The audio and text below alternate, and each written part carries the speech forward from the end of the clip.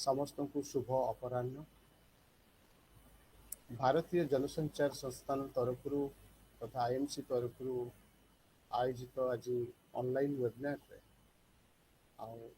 जानी सब लंच पर सब सेसन गुड़ा टे भारी गुरेलिंग हुए किंतु आम बहुत खुशी आज आमर अनुरोध रक्षा कर आम ग्रहण में आसी आम जोड़ी होती आमर जो लंच पर जो सेसन रही परिवर्तित दृश्यपट सांबादिकता शिक्षा तो journalism education in changing landscape ये परिवर्तित दृश्यपट सांबादिकता शिक्षा उपरे आज आम ग्रहण जोड़ी होती आमर वक्ता सम्मान्य वक्ता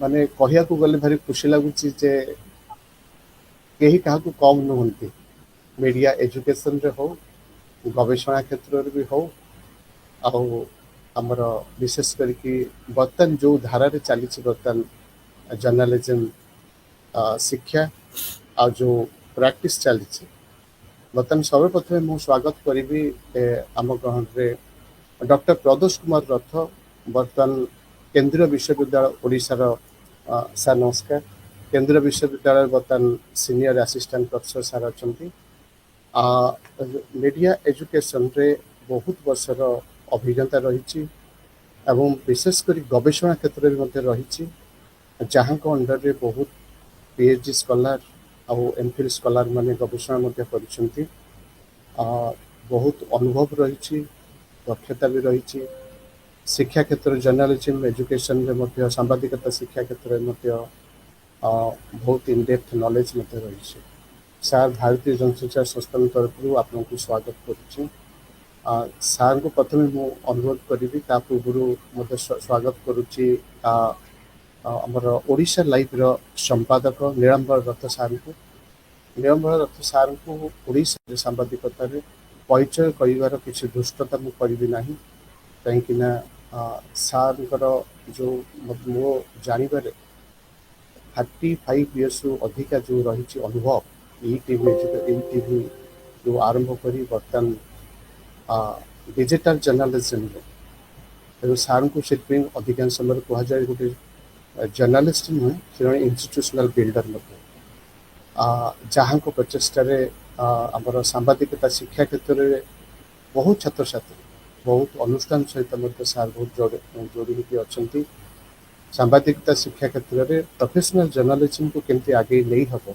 आ छात्र छात्री मैंने जानवा दरकार ता विषय में से विभिन्न शिक्षा संस्थार छात्र छात्री मान दिग्दर्शन देती यापर मु बर्तमान स्वागत करी प्रोफेसर चकाई जी को सार को तो भारतीय जनसंचार संस्थान में सार को इंट्रोड्यूस कर दुष्टता मत ठीक समझ में लगुनि क्या सार दीर्घ 25 वर्ष काल मीडिया एजुकेशन को आ भारतीय जनसंचार को जी आगे नहीं समस्त को जना आ सार गवेषणा क्षेत्र में सार जो स्तंभकार हिसाब से जड़े लेखक हिसाब से सार को आउ परिचय कर किसी आवश्यकता नहीं बर्तमान मु अनुरोध करी बर्तमान आमर जो परिवर्तित दृश्यपटर जो सांबादिकता शिक्षा उपरे प्रदोष सार को मु अनुरोध करी उपस्थापना रखे प्रदोष सार। धन्यवाद वीरेंद्र सर। वेबिनार उपस्थित मोर गुरुजन माने प्रथम मोर गुरुजन आमर प्रोफेसर मृणाल चटर्जी को नमस्कार जनाऊँ सी जो आम छात्र थी से रिसर्च आरंभ करते प्रदीप सार अंडर रे से मुझे जानी सी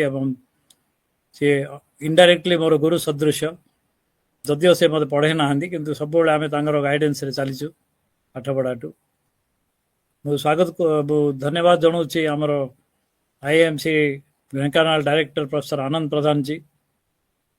मैं बहुत आभारी हूँ सर आपको हमको इनवाइट करने के लिए मीडिया एजुकेशन के बारे में जो एक इम्पोर्टेंट टॉपिक है आज का। बहुत कम चर्चा होता है मीडिया एजुकेशन के ऊपर। अन्यतम गेस्ट सी भी मोर जड़े गुरु जो अनुपम भारत रे जॉइन कली सी भी अनुपम भारत थे किंतु खूब कम दिन सहित मुझे कम कर 3 दिन कि 4 दिन छाड़े ନୀଳାମ୍ବର ରଥ ସାର୍ଙ୍କୁ ନମସ୍କାର। ଧନ୍ୟବାଦ ଜଣାଉଛି ବିରଞ୍ଚି ସେଠ ଏବଂ ଚିରସତା ଜେନା ମ୍ୟାଡ଼ାମ ଯିଏକି ଏକୋମୋଡେଟ୍ କମ୍ୟୁନିକେଟ୍ କରିଥିଲେ ଏବଂ ସମସ୍ତ ଛାତ୍ରଛାତ୍ରୀ ଆଇଏଏମ୍ସିର ତଥା କେନ୍ଦ୍ରୀୟ ବିଶ୍ୱବିଦ୍ୟାଳୟର ବି କେତେକ ଛାତ୍ରଛାତ୍ରୀ ଯୋଡ଼ି ହୋଇଛନ୍ତି, ସମସ୍ତଙ୍କୁ ମୁଁ ସ୍ୱାଗତ କରୁଛି। ଆଜିର ଗୋଟିଏ ମୁଖ୍ୟ ବିଷୟ ଆଜିର କି ପରିବର୍ତ୍ତିତ ଦୃଷ୍ଟିପଟରେ ମିଡ଼ିଆ ଶିକ୍ଷାର ଭୂମିକା। ମିଡ଼ିଆ ଶିକ୍ଷା କହିଲେ ବେଶୀ ବର୍ଷ ଆୟୁଷ ତାର ନାହିଁ। ଯଦିଓ 1920 ମସିହାରେ ଆମେ ଯଦି ଇତିହାସକୁ ଯିବା ଭାରତରେ, 1920 ମସିହାରେ ଆଦ୍ୟାର ୟୁନିଭର୍ସିଟି ମାଡ୍ରାସରେ ଡକ୍ଟର ଆନି ବେସନ୍ତ ଆରମ୍ଭ କରିଥିଲେ ମିଡ଼ିଆ ଏଜୁକେସନ୍, ଯେଉଁକି ଇଂଲିଶ ଡିପାର୍ଟମେଣ୍ଟ ଅଣ୍ଡରରେ ଜର୍ଣ୍ଣାଲିଜିମ୍ କୋର୍ସ ଚାଲିଥିଲା। ତାର ପର୍ପୋଜ ଥିଲା କେବଳ ଜର୍ଣ୍ଣାଲିଜିମ୍ ଟ୍ରେନିଂ ଦେବା ପାଇଁ ଏବଂ ପ୍ରେସ୍ ମିଡ଼ିଆ ଏଥିକ୍ସ ଉପରେ ଲୋକଙ୍କୁ ବା ସାମ୍ବାଦିକମାନଙ୍କୁ ଶିକ୍ଷା ପ୍ରଦାନ କରିବା ପାଇଁ। ତାର ଟ୍ରାନ୍ସଲେଟ୍ ଥିଲେ ଆମର ଗୁରୁଦେବ ରବୀନ୍ଦ୍ରନାଥ ଟାଗୋର। ଆନି ବେସନ୍ତ ଥିଲେ ପ୍ରୋ ଚାନ୍ସେଲର। ପ୍ରଥମ ଏଚ୍ଓଡି ଥିଲେ କଜିନ୍ସ, ଡକ୍ଟର କଜିନ୍ସ ଥିଲେ ଏଚ୍ଓଡି।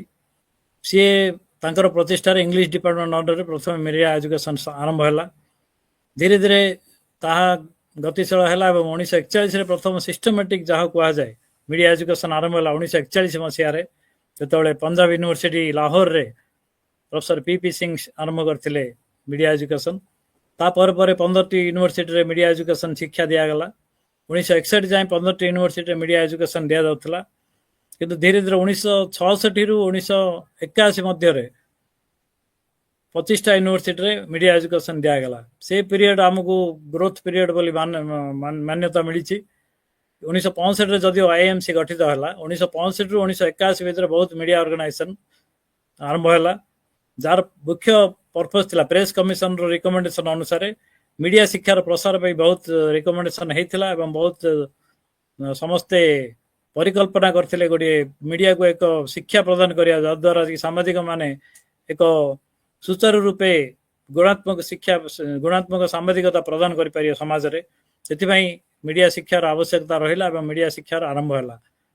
ମିଡ଼ିଆ ଶିକ୍ଷାର ଆରମ୍ଭ ପାଇଁ ୟୁନେସ୍କୋ ବି ବହୁତ ପ୍ରଚେଷ୍ଟା କରିଛି, ୟୁଜିସି ବି ପ୍ରଚେଷ୍ଟା କରିଛି। ଯେତେବେଳେ 1981ରେ ଆପରାଓ କମିଶନ ଗଠିତ ହେଲା, ଇପାନ୍ ଓ କେଇଏପାନ୍ ଓ ବିଏସ୍ ରାଠୋର ମଧ୍ୟ ଗୋଟେ କମିଶନ ଗଠିତ ହୋଇଥିଲା। ସେମାନେ ବି ରିକମେଣ୍ଡ କରିଥିଲେ କି ମିଡ଼ିଆ ଏଜୁକେସନ୍ ବଢ଼ାଇବା ପାଇଁ ପ୍ରାକ୍ଟିକାଲ ଓରିଏଣ୍ଟେଡ୍ କୋର୍ସ ସିଲାବସ୍, ଗୋଟେ ସିଷ୍ଟମେଟିକ୍ ସିଲାବସ୍ ବନାଇବା ପାଇଁ। ଯଦିଓ ମାଡ୍ରାସ ୟୁନିଭର୍ସିଟି ବି ସିଲାବସ୍ ଥିଲା, କିନ୍ତୁ ପଞ୍ଜାବ ୟୁନିଭର୍ସିଟିରୁ ସିଷ୍ଟମେଟିକ୍ ସିଲାବସ୍ ବନାଇବା ଆରମ୍ଭ ହେଲା। ସିଲାବସ୍ ବନାଇବା ପରେ ଧୀରେ ଧୀରେ ଅନ୍ୟ ଜାଗାରେ ମଧ୍ୟ ମିଡ଼ିଆ ଶିକ୍ଷାର ପ୍ରସାର ହେଲା। ମିଡ଼ିଆ ଶିକ୍ଷା ଦ୍ୱାରା ପ୍ରଶିକ୍ଷଣ ମଧ୍ୟ ଦିଆଗଲା। ପ୍ରଶିକ୍ଷଣ ଓ ଶିକ୍ଷାର ମିଳିତ ପ୍ରଚେଷ୍ଟାରେ ସାମ୍ବାଦିକତା କ୍ଷେତ୍ରରେ ବହୁତ ଉନ୍ନତି ହାସଲ ହୋଇପାରିଲା। କାରଣ ସାମ୍ବାଦିକତା କହିଲେ ଆମେ ପ୍ରଥମେ ଲିଟରେଚର ଓରିଏଣ୍ଟେଡ୍ ହେଉଥିଲା। ଯେଉଁମାନେ ଲିଟରେଚର ଫିଲ୍ଡରେ ଥିଲେ ସେମାନେ ସାମ୍ବାଦିକତା କରିପାରୁଥିଲେ, କିନ୍ତୁ ମିଡ଼ିଆର ଗୋଟେ ସ୍ପେଶାଲାଇଜେସନ୍ କୋର୍ସ ନଥିଲା। ଧୀରେ ଧୀରେ ମିଡ଼ିଆର ସ୍ପେଶାଲାଇଜେସନ୍ କୋର୍ସ ଗଠିତ ହେଲା ଏବଂ ତାହା ଆହୁରି ବଢ଼ିଲା ଯେତେବେଳେ ଗ୍ଲୋବାଲାଇଜେସନ୍ ଆସିଲା, କେନ୍ଦ୍ରୀୟ ବିଶ୍ୱବିଦ୍ୟାଳୟ ମାନ ପ୍ରତିଷ୍ଠା ହେଲା। ଏବେ ବର୍ତ୍ତମାନ ଆମର ସ୍ଥିତି ବହୁତ ଭଲ ଅଛି। ମିଡ଼ିଆର ବି ସ୍ଥିତି ଆମର ବହୁତ ଉନ୍ନତି ହେଇଛି। ପ୍ରିଣ୍ଟ ମିଡ଼ିଆରୁ ଆମେ ଇଲେକ୍ଟ୍ରୋନିକ୍ ମିଡ଼ିଆ ଗଲେ, ଇଲେକ୍ଟ୍ରୋନିକ୍ ମିଡ଼ିଆରୁ ନ୍ୟୁ ମିଡ଼ିଆ ଆଡ଼େ ଗତି କଲେଣି। ଏବେ ବର୍ତ୍ତମାନ ଏଆଇ ଜର୍ଣ୍ଣାଲିଜିମ୍ ଆରମ୍ଭ ହେଲାଣି। ବର୍ତ୍ତମାନ ଦିଗରେ ମିଡ଼ିଆ ଶିକ୍ଷାର ଆବଶ୍ୟକତା ଆହୁରି ବଢ଼ିଯାଇଛି, କାରଣ RNI ରିପୋର୍ଟ ଅନୁସାରେ ପ୍ରାୟ 1 ଲକ୍ଷରୁ ଅଧିକ ନ୍ୟୁଜ୍ ପେପର ଭାରତରେ ପ୍ରସାରିତ ହେଉଛି। ପ୍ରାୟ 900 ଟେଲିଭିଜନ ଚ୍ୟାନେଲ ଆରମ୍ଭ ଚାଲିଲାଣି, 200ରୁ ଅଧିକ FM ଚ୍ୟାନେଲ ଚାଲିଲାଣି। ଇଣ୍ଟରନେଟ୍ ୟୁଜର ସଂଖ୍ୟା ପ୍ରାୟ 90 କୋଟି ହେଲାଣି।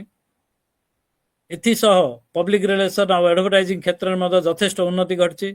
ଗ୍ଲୋବାଲାଇଜେସନ୍ ପରେ ଡିଜିଟାଲ ଜର୍ଣ୍ଣାଲିଜିମ୍ର ଆରମ୍ଭ ହେଲାଣି। ଏଥିସହ ମିଡ଼ିଆ ଏଜୁକେସନ୍ର ଆବଶ୍ୟକତା ବହୁତ ରହିଛି ଏବଂ ମିଡ଼ିଆ ଏଜୁକେସନ୍ ଶିକ୍ଷା ବି ବଢ଼ି ଚାଲିଛି। ବର୍ତ୍ତମାନ ସ୍ଥିତିରେ ଆମେ 40ଟା ପ୍ରାୟ ସେଣ୍ଟ୍ରାଲ ୟୁନିଭର୍ସିଟି, କେବଳ 54ଟି ସେଣ୍ଟ୍ରାଲ ୟୁନିଭର୍ସିଟିରୁ 40ଟି ସେଣ୍ଟ୍ରାଲ ୟୁନିଭର୍ସିଟିରେ ବର୍ତ୍ତମାନ ମିଡ଼ିଆ ଶିକ୍ଷା ପ୍ରଦାନ କରାଯାଉଛି। ଏଥିସହ ପ୍ରାଇଭେଟ ୟୁନିଭର୍ସିଟି ଅଛି, ପିଜି କୋର୍ସ ଚାଲିଛି, ୟୁଜି କୋର୍ସ ଚାଲିଛି। ଗୋଟେ ରିପୋର୍ଟ ଅନୁସାରେ ବାର୍ଷିକ ଏନରୋଲମେଣ୍ଟ ପ୍ରାୟ 8000 ମିଡ଼ିଆ ଛାତ୍ରଛାତ୍ରୀ ଆମର କରୁଛନ୍ତି, ଆଡମିସନ୍ ନେଉଛନ୍ତି ପ୍ରତିବର୍ଷ। ସେଥିରୁ ପିଜି ଛାତ୍ର ପ୍ରାୟ 800 ପିଜି ଛାତ୍ର ନେଉଛନ୍ତି। ଯଦି ଆମେ ଷ୍ଟାଟିଷ୍ଟିକ୍ସ ଦେଖିବା ତେବେ ବହୁତ ଉନ୍ନତି ହେଇଛି ଆମର ମିଡ଼ିଆ ଶିକ୍ଷା କ୍ଷେତ୍ରରେ। କିନ୍ତୁ ଆମେ ଏହା କହିପାରିବାନି ଯେ ଆମେ संपूर्ण मीडिया शिक्षा हासिल करछु बा मीडिया क्षेत्र में अग्रगति करछु मीडिया क्षेत्र में बहुत समस्या भी रही जहाँ सम आम भारत हो बा ओडिशा क्षेत्र आम जब ओडिशा क्षेत्र भी देखा मीडिया शिक्षा बहुत प्रसार लाभ करछि वर्तमान केवल ब्रह्मपुर यूनिवर्सिटी आईएमसी दुईटा इंस्टीट्यूट थिला वन्स अपन ए टाइम किंतु वर्तमान बहुत इंस्टीट्यूट रे मीडिया शिक्षा प्रदान करा जाउछि प्राइवेट यूनिवर्सिटी एवं प्राइवेट इंस्टीट्यूट भी आरंभ कले मीडिया शिक्षा गवेषणा क्षेत्र में भी अग्रगति होइछि किंतु आमे वर्तमान आलोच्यर विषय परि परि जो परिस्थिति बदलुछि तो परिस्थिति बदलिया अनुसार मीडिया शिक्षा केमिति परिस्थितिर मुख्य वर्तमान परिस्थिति बदलार मुख्य भूमिका है डिजिटल क्षेत्र अग्रगति और द्वितीय कथा है आमर नेशनल एजुकेशन पॉलिसी 2020 यही दुई विषय को नहीं आम मीडिया शिक्षा को आलोचना करवा मीडिया शिक्षार संपर्कित आलोचना भी यही दुई विषय को ही मुख्य कारण वर्तमान स्वाधीनता समय मीडिया शिक्षा कहले आम एक मिशन भाव में मीडिया शिक्षा को नौलु मीडिया को नौलु जर्नालीजम एजुकेशन को नौलु वर्तमान जर्नालीजम एजुकेशन आ मिशन है ना प्रोफेशन हो गला प्रोफेशनलिज्म वर्तमान सुपर प्रोफेशनलिज्म हो गला आ मीडिया ए वर्तमान एक आइसोलेशन कोर्स इंटरडिसिप्लिनरी हो गला सोशल साइंस हो आर्ट्स हो कि ह्यूमानिटीज हो सब क्षेत्र में मीडिया रो गुरुत्व रही मीडिया मल्टी सिंगल डिसिप्लिन ही रही ना वर्तमान से यही क्षेत्र में मीडिया शिक्षार आवश्यकता बहुत रही किंतु आमे जदि देखिबा बहुत गवेषणा बहुत आर्टिकल भी आम बाहर मीडिया शिक्षा एवं तार सहयोग तार अग्रगति विषय रे मीडिया शिक्षार प्रसार जितना हवा कथा से हो पारनी कारण मीडिया शिक्षार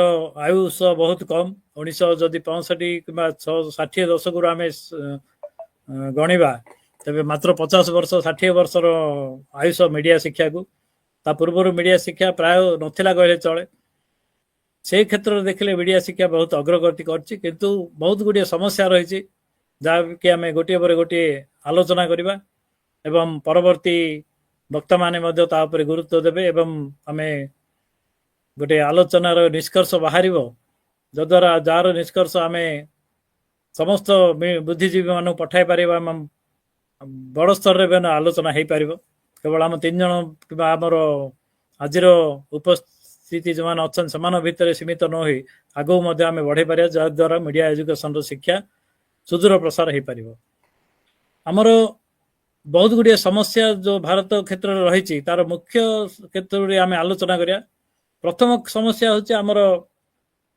नामकरण समस्या जर्नालिज्म एंड मास कम्युनिकेशन गोटे नामकरण होती यूजीसी द्वारा मान्यता प्राप्त होती किंतु प्रकृत नामकरण कौन हवा कथा ताकू नहीं आमर समस्या रागी रही किए कहते यहाँ को मीडिया स्टडीज किए कहते कम्युनिकेशन स्टडीज किए कहते जर्नालिज्म एंड मास कम्युनिकेशन बहुत बुद्धिजीवी कहते मास communication is a broader concept जदि मास कम्युनिकेशन अंतर्गत जर्नालिज्म मास कम्युनिकेशन अंतर्गत रोचे आम जर्नालिज्म को अलग कहीं कहवा बहुत बुद्धिजीवी यहाँ जुक्ति कर बहुत बुद्धिजीवी जुक्ति कर जेहेतु जर्नालिज्म गोटे आर्ट्स मास कम्युनिकेशन गोटे सोशल साइंस से जर्नालिज्म एंड मास कम्युनिकेशन को आम मिसई पारानी मास कम्युनिकेशन स्टडी को आम गोटे करें से जर्नालिज्म को अलग कराऊँ बहुत प्रोफेसर मत देते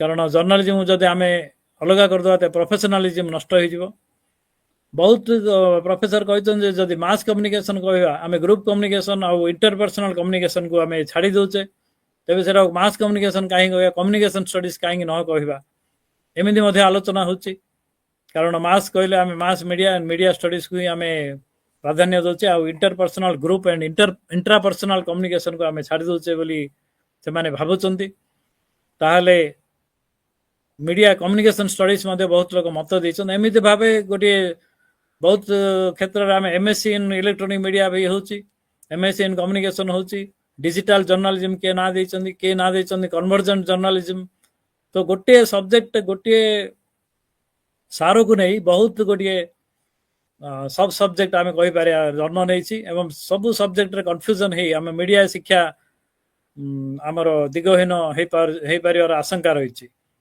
आम भाव पड़े प्रथम समस्या दूर है आमर गोटे एकक नामकरण देवा आवश्यक एथर आम मास कम्युनिकेशन कहवा कि जर्नलिज्म मास कम्युनिकेशन कहवा कि समस्ते गोटे प्रकार शब्द यूज कले ही मीडिया शिक्षार अग्रगति संभव हो पार कारण जो सब्जेक्ट होना कहीं तार गोटे सिलेबस आवश्यक कोर्स मटेरियल आवश्यक कोर्स ऑफ स्टडीज आवश्यक and future course of action ता अनुसार आवश्यक कारण कोर्स सिलेबस बनार कारण है आउटकम बेस्ड सिलेबस आम आवश्यकता रही जदि आउटकम बेस्ड सिलेबस आवश्यकता तेरे नामकरण एकककरण जो आम कह यूनिफिकेशन ऑफ द नोमेनक्लेचर ताहा आवश्यक रही जहाँ हूँ प्रथम समस्या द्वितीय समस्या है आमर प्रोफेशनलिज्म और एकेडमिक्स मध्य द्वंद्व प्रोफेशनल माने कहती जे एकेडमिक्स किसी काम ना आम प्रोफेशनल द्वारा ही मास कम्युनिकेशन चल पारे एकेडमिक्स माने भावुं कि आम जब प्रोफेशनल मान को इनक्लूड करवा तेज आमर एकेडमिक्स नष्ट हो मीडिया प्रैक्टिकल ओरिएंटेड हो कि पूरा प्रोफेशन को चली जाओ से द्वंद्व मध्य आम गोटे मिडिल पाथ जहाँ कहे आम से बाछा पड़ो से मिडिल पाथ हूँ आम प्रैक्टिकल और theory Madhya equal distribution theory research and training ये तीन को मिसई आम पढ़ले ही प्रैक्टिकल जर्नलिज्म कोर्स आम कंप्लीट कर Paribas too much practical orientation न होई टू मच थ्योरी ओरिएंटेशन न होई गोटे मिडिल पाथ रे हमको जीवा पड़ो ता मध्य प्रोफेसर माने बहुत चिंता करचंदी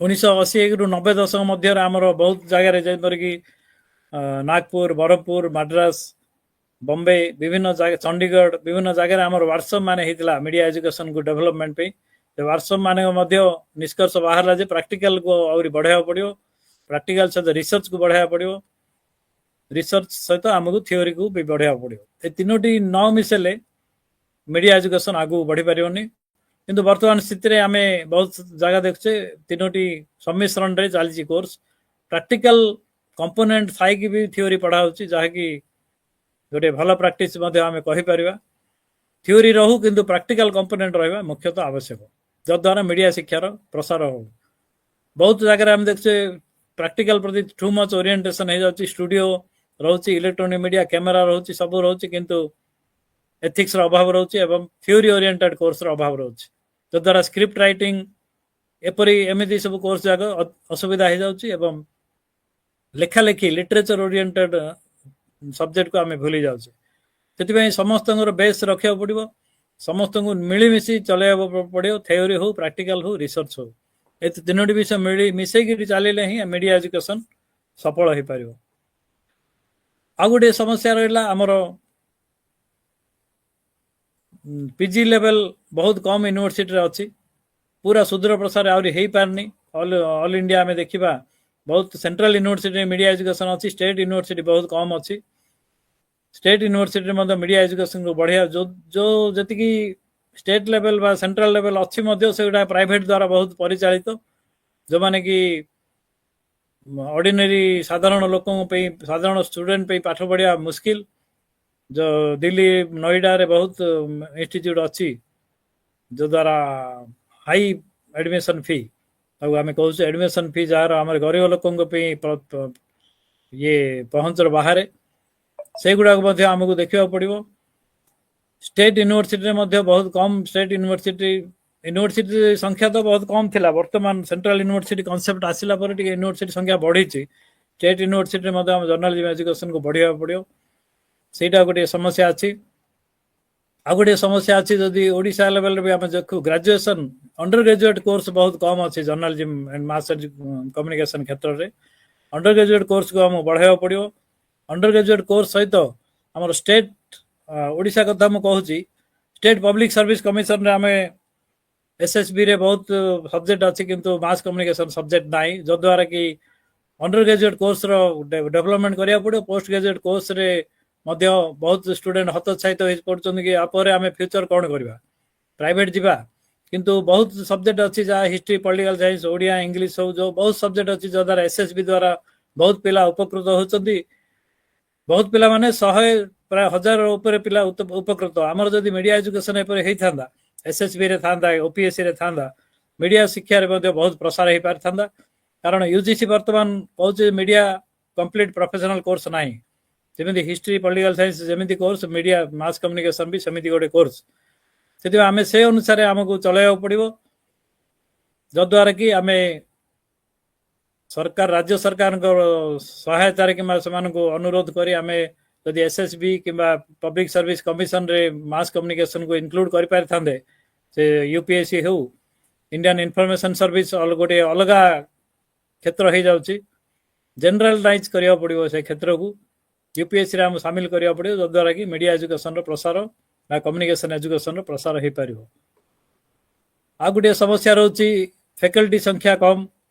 ଆମର ଯେଉଁ ୟୁଜିସି କ୍ୱାଲିଫିକେସନ୍ ରଖିଛି ସେଥିରେ ବହୁତ ପିଲା ଉତ୍ତୀର୍ଣ୍ଣ ହେଉଛନ୍ତି, କିନ୍ତୁ ସେ ଉତ୍ତୀର୍ଣ୍ଣ ଦ୍ୱାରା ଆମର ଯେଉଁ ପିରାମିଡ୍ ଷ୍ଟ୍ରକ୍ଚର ଅଛି ସେଥିରେ 7 ଜଣରୁ ଅଧିକ ଆମେ ନେଇପାରିବାନି। ଇଏ ତ ପ୍ରଥମ କଥା। ଦ୍ୱିତୀୟ କଥା ହେଲା ପ୍ରାଇଭେଟ ୟୁନିଭର୍ସିଟି ବା ଇନଷ୍ଟିଚ୍ୟୁଟ୍ରେ ଆମେ ଫ୍ୟାକଲ୍ଟି ସଂଖ୍ୟା ବହୁତ ରହୁଛନ୍ତି, ଯାଉଛନ୍ତି, ସେମାନଙ୍କର ରୋଟେସନ୍ ବହୁତ ଚେଞ୍ଜ ହେଉଛି, କନଷ୍ଟାନ୍ସି ରହୁନି, ଯଦ୍ୱାରା କି ମିଡ଼ିଆ ଏଜୁକେସନ୍ ବାଧାପ୍ରାପ୍ତ ହେଉଛି।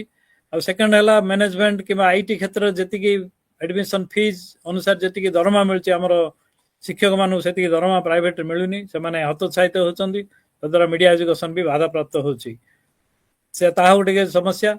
ଅନ୍ୟ ଏକ ସମସ୍ୟା ହେଲା ପ୍ରଫେସନାଲ ମିଡ଼ିଆ ପ୍ରଫେସନାଲକୁ ଆମେ ଏଜୁକେସନ୍ କ୍ଷେତ୍ରରେ ସାମିଲ କରିବାକୁ ଅସମର୍ଥ ହେଉଛୁ।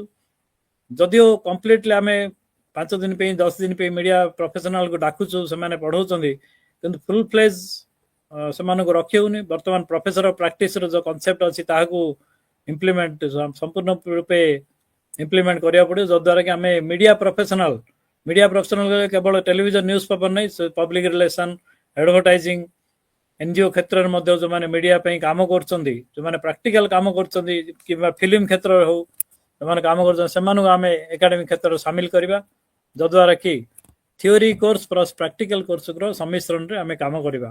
ଆମେ ପ୍ରାକ୍ଟିକାଲ ତ ପଢ଼ଉଛେ, କିନ୍ତୁ ଯେଉଁମାନେ ପ୍ରାକ୍ଟିସରେ କାମ କରୁଛନ୍ତି ସେମାନଙ୍କର ଜ୍ଞାନ ଆମଠୁ ବହୁତ ଅଧିକ, କାରଣ ସେମାନେ ନିଜେ କାମ କରୁଛନ୍ତି, ସେମାନଙ୍କୁ ବି ସାମିଲ କରିବାକୁ ପଡ଼ିବ, ଯଦ୍ୱାରା କି ଥିଓରି ଆଣ୍ଡ ପ୍ରାକ୍ଟିସର ଗୋଟେ ସମ୍ମିଶ୍ରଣରେ କୋର୍ସ ବଢ଼ିପାରିବ। ତାହା ମଧ୍ୟ ଗୋଟେ ସଜେସନ୍ ହେଉ ବା ସମସ୍ୟା ହେଉ, ତାର ସଜେସନ୍ ମଧ୍ୟ କହୁଛି। ଓଡ଼ିଶା କ୍ଷେତ୍ରରେ ଆଉ ଏକ ସମସ୍ୟା ରହିଛି, ଯାହାକି ଆମେ କହିବା media concentration of media education. ଆମେ ଯଦି ଦେଖିବା ଭୁବନେଶ୍ୱର ଏବଂ ତାର ଆଖପାଖ ଅଞ୍ଚଳରେ ହିଁ ପ୍ରାୟ 12-13ଟି ୟୁନିଭର୍ସିଟି ଅଛି ଯେଉଁମାନେ ମିଡ଼ିଆ ଶିକ୍ଷା ପ୍ରଦାନ କରୁଛନ୍ତି। ୱେଷ୍ଟର୍ଣ୍ଣ ଓଡ଼ିଶାରେ ମିଡ଼ିଆ ଶିକ୍ଷା almost 0। Odisha state open university ଅଛି, କିନ୍ତୁ ତାହା କରେସ୍ପଣ୍ଡେନ୍ସ କୋର୍ସ ପ୍ରଦାନ କରୁଛି। ଏପଟେ ବ୍ରହ୍ମପୁର ୟୁନିଭର୍ସିଟି କୋରାପୁଟରେ ଅଛି, ଉପରେ ବାଲେଶ୍ୱରରେ କେବଳ ମିଡ଼ିଆ ଶିକ୍ଷା ପ୍ରଦାନ କରାଯାଉଛି। ବାକି ଅଲ୍ ଓଡ଼ିଶାରେ 4-5ଟା ୟୁନିଭର୍ସିଟି ଏବଂ ଆଇଏଏମ୍ସି ଢେଙ୍କାନାଳ ପ୍ରଦାନ କରୁଛି। ଅଲ୍ ଓଡ଼ିଶାରେ 4-5ଟା ୟୁନିଭର୍ସିଟି ଭୁବନେଶ୍ୱର ଛାଡ଼ିଲେ 4-5ଟା ଇନଷ୍ଟିଚ୍ୟୁଟ୍ରେ ହିଁ ମିଡ଼ିଆ ଶିକ୍ଷା ପ୍ରଦାନ କରାଯାଉଛି ଏବଂ ଭୁବନେଶ୍ୱରରେ ହିଁ 12-13ଟା ଇନଷ୍ଟିଚ୍ୟୁଟ୍ ଅଛି। ତାହା ଯେଉଁ ଇନିକ୍ୱାଲିଟି ଆମର ଓଡ଼ିଶାରେ ଅଛି ତାହାକୁ ଦୂରୀକରଣ କରିବାକୁ ପଡ଼ିବ। ସବୁ କ୍ଷେତ୍ରରେ ମିଡ଼ିଆ ଶିକ୍ଷା ଏବଂ ମିଡ଼ିଆ ଏଜୁକେସନ୍ ଖୋଲିବାକୁ ପଡ଼ିବ। ଏବେ ରିସେଣ୍ଟଲି ରାୟଗଡ଼ା କଲେଜରେ ଅଣ୍ଡର ଗ୍ରାଜୁଏଟ୍ କୋର୍ସ ଖୋଲିଲା, ସେମିତି ବହୁ କଲେଜରେ ଯଦି ଅଣ୍ଡର ଗ୍ରାଜୁଏଟ୍ କୋର୍ସ ଖୋଲିପାରିବ, ତେବେ ତାହା ପିଜି ପିଲାଙ୍କ ପାଇଁ ଆଡମିସନ୍ ପାଇଁ ଇନଟେକ୍ ପାଇଁ ବଢ଼ିବ। ଇନଟେକ୍ର ବି ସମସ୍ୟା ରହୁଛି ପିଜି କ୍ଷେତ୍ରରେ, ବହୁତ ୟୁନିଭର୍ସିଟିରେ ଖୋଲୁଛି କିନ୍ତୁ ସିଟ୍ ଫିଲ୍ଅପ୍ ହେଉନି। ତାର ଦୂରୀକରଣ ପାଇଁ ଆମ ଅଣ୍ଡର ଗ୍ରାଜୁଏଟ୍ ଲେଭେଲରେ ଷ୍ଟାର୍ଟ କରିବାକୁ ପଡ଼ିବ। ଆଉ ଏକ ଯଦ୍ୱାରା କି ଆମର ଗ୍ରାଜୁଏସନ୍ କ୍ଷେତ୍ରରେ ମିଡ଼ିଆ ଏଜୁକେସନ୍ ଅଣ୍ଡର ଗ୍ରାଜୁଏଟ୍ ଖୋଲିଲେ, ଇଣ୍ଟିଗ୍ରେଟେଡ୍ ଗ୍ରାଜୁଏସନ୍ ଖୋଲିଲେ ବି ଆମେ ମିଡ଼ିଆ ଏଜୁକେସନ୍ର ବୃଦ୍ଧି ଘଟିପାରିବ। ଆଉ ଗୋଟିଏ ସମସ୍ୟା ଆମେ ଯେଉଁ ବହୁତ ପ୍ରଫେସର କହିଛନ୍ତି, ବିଶ୍ୱଜିତ ଦାସ ତାଙ୍କ ଆର୍ଟିକଲରେ କହିଛନ୍ତି ଯେ ପ୍ରାଇମେରୀ ସ୍କୁଲରେ ମିଡ଼ିଆ ଶିକ୍ଷାର ଆବଶ୍ୟକତା ରହିଛି। ପ୍ରାଇମେରୀ ସ୍କୁଲରେ ଅଡ଼ିଓ ଭିଜୁଆଲ ପଢ଼ା ହେଉଛି, ବିଭିନ୍ନ ପୋଷ୍ଟର ଦିଆହେଉଛି, ପାମ୍ପଲେଟ୍ ଫ୍ଲେକ୍ସ ବନାହେଉଛି, ପିଲାଙ୍କୁ ଆୱାରନେସ୍ କରାହେଉଛି, କିନ୍ତୁ ମିଡ଼ିଆ ଶିକ୍ଷାର ପ୍ରସାରଣ କରାହେଉନି। ମିଡ଼ିଆ ଶିକ୍ଷା ପ୍ରାଇମେରୀ ସ୍କୁଲରୁ ଷ୍ଟାର୍ଟ କଲେ ମଧ୍ୟ ବହୁତ ଭଲ ହୁଅନ୍ତା। ମିନିମମ୍ ଶିକ୍ଷା ଯେମିତିକି ଆମର ଇଣ୍ଟରପର୍ସନାଲ ଗ୍ରୁପ୍ କମ୍ୟୁନିକେସନ୍, ମାସ୍ କମ୍ୟୁନିକେସନ୍ର ବିଷୟରେ ସମ୍ୟକ ଧାରଣା ଆମେ ଯଦି ସ୍କୁଲ ଲେଭେଲରେ ପ୍ରଦାନ କରିପାରିବା, ତେବେ ତାର ମଧ୍ୟ ସମାଧାନ ହେଇପାରିବ। ଏବଂ sir if you don't mind, so ଆମେ ଟିକେ ଟାଇମ୍ ମେଣ୍ଟେନ୍ କରିବା ଏବଂ ଆଉ ଆପଣଙ୍କୁ ମଧ୍ୟ ବହୁତ ପଚାରିବା ପାଇଁ ମଧ୍ୟ ଆମର ସ୍କଲାର ମାନେ ଷ୍ଟୁଡେଣ୍ଟ ମାନେ ବି ଅଛନ୍ତି। ମୁଁ ବର୍ତ୍ତମାନ ଆମର କନକ୍ଲୁଜନ କରୁଛି ଯେ ଏତିକି ମଧ୍ୟ କହିବାରେ ନ୍ୟୁ ଏଜୁକେସନ ପଲିସିରେ ଯେଉଁ ମୁଖ୍ୟ ବିଷୟ ରହିଛି ତାକୁ ଆମେ ତୁରନ୍ତ ଇମ୍ପ୍ଲିମେଣ୍ଟ କରିବାକୁ ପଡ଼ିବ।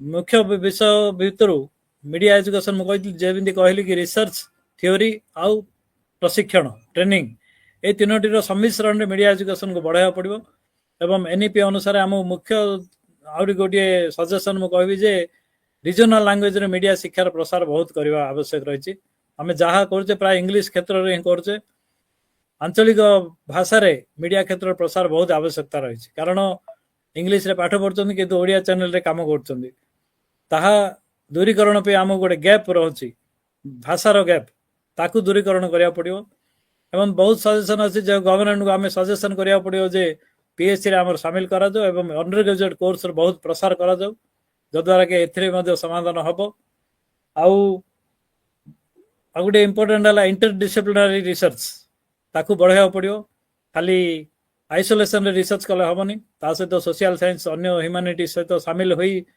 कोलाबोरेटिव ट्रेनिंग आजिकल जो कौन कोलाबोरेटिव डिपार्टमेंट कोलाबोरेशन रोनी केंद्रीय विश्वविद्यालय कोरापुट कौन हो एफएम विश्वविद्यालय बालेश्वर जानूना बालेश्वर कौन हो किट विश्वविद्यालय जानूना बीजेपी कौन हो आम जानूना एमती परस्पर जदि आम कोऑर्डिनेशन रे काम करता मीडिया शिक्षार और प्रसार हो पारता एमती ओडिशा केवल नुहे प्रति राज्य जदि एमती कोऑर्डिनेशन कोलाबोरेटिव अप्रोच जहाँ आम कह जाए कोलाबोरेटिव अप्रोच रे काम कले मीडिया शिक्षार प्रसार हो पार एवं एति कही मु मोर वक्तव्य शेष करछि एवं मो पुणी आईआईएमसी को धन्यवाद ज्ञापन करछि मत सुजोग देथिबारु एवं आगामी वक्ता मानठु मोर गुरुजन सदस्य वक्ता मानठु मु सुनिया बहुत आग्रही धन्यवाद सर आपन को बहुत बहुत धन्यवाद आपण 1920 मसियारू मीडिया शिक्षा मीडिया एजुकेशन आप आरंभ कले वो वर्तमान समय विभिन्न विश्वविद्यालय कौन एक्चुअली स्थिति अच्छी से पर्यंत आपण ताकू उपस्थापन कले आ बहुत बहुत उपाध्याय कथा गुटे कहते आ सजेसन भी सार देले जे प्रोफेशनलिज्म ऊपर एकेडमिक्स ऊपर आ विशेष करके थ्योरी रिसर्च और प्रैक्टिकल आ भितर गोटे बैलेंस वे जदि पिला माने शिक्षा पाते मीडिया एजुकेशन रे ताले हुए तो तंकर दक्षता वृद्धि पाई परिबो एवं मार्केट रो डिमांड अनुसार से मध्य एंट्री करि परिबे कौन प्रकार समस्या हेनी एवं आउ गोटे बहुत भल जिनस आप कहले जे स्टाफ सिलेक्शन कमिशन बोर्ड जो रही से एंट्री हो पारुनी बीजेएमसी कोर्स बहुत गोटे यूनिवर्सिटी नहीं एवं आउ जो जिनसटा समस्या आप कहले जे इंग्राजी रे पढ़ी तापर जाउछन्ती ओडिया पेपर रे किंबा चैनल रे काम करिया पे से 2000 मसीहा आमर विशेष करके भारतीय जनसंचार संस्थान रे आमर पीजी डिप्लोमा ओडिया सांबादिकता यहाँ हूँ सिल्भर जुबली ईयर जो कि आम आज यहाँ वेबिनार करूँ जे मीडिया एजुकेशन रे इंडस्ट्री वाला कहते बहुत गैप रोचे विशेष करके एकेडमिक्स जब जहाँ पढ़ा हो बेले बेले से उपादेय होनी बेले बेले ये भारी डिबेट टाइप रो भी डिस्कशन में बहुत किसी हुए एवं एथिक्स विषय भी आप एवं प्राइवेट कॉलेज रे पढ़ा हेले तार दरमा कम जो केते असुविधा होची टीचर मान को एवं आपण विभिन्न विश्वविद्यालय स्थिति कौन रही विषय बहुत सुंदर भाव उपस्थापन कले सर निश्चय भाव यहीटा बहुत आम मान को जो मैंने पार्टिसिपेंट अच्छा आम मान भी बहुत बड़ शिक्षा है बर्तमान मु अनुरोध करी आमर निरंजन सार को ओडिशा लाइव संपादक गोटे दिन अनुरोध रक्षा करी निवेदन रक्षा करी जे सार तो मीडिया एजुकेशन बर्तमान जो स्थिति अच्छी विभिन्न यूनिवर्सिटी हो पीजी डिप्लोमा जो इंस्टीट्यूट चलुची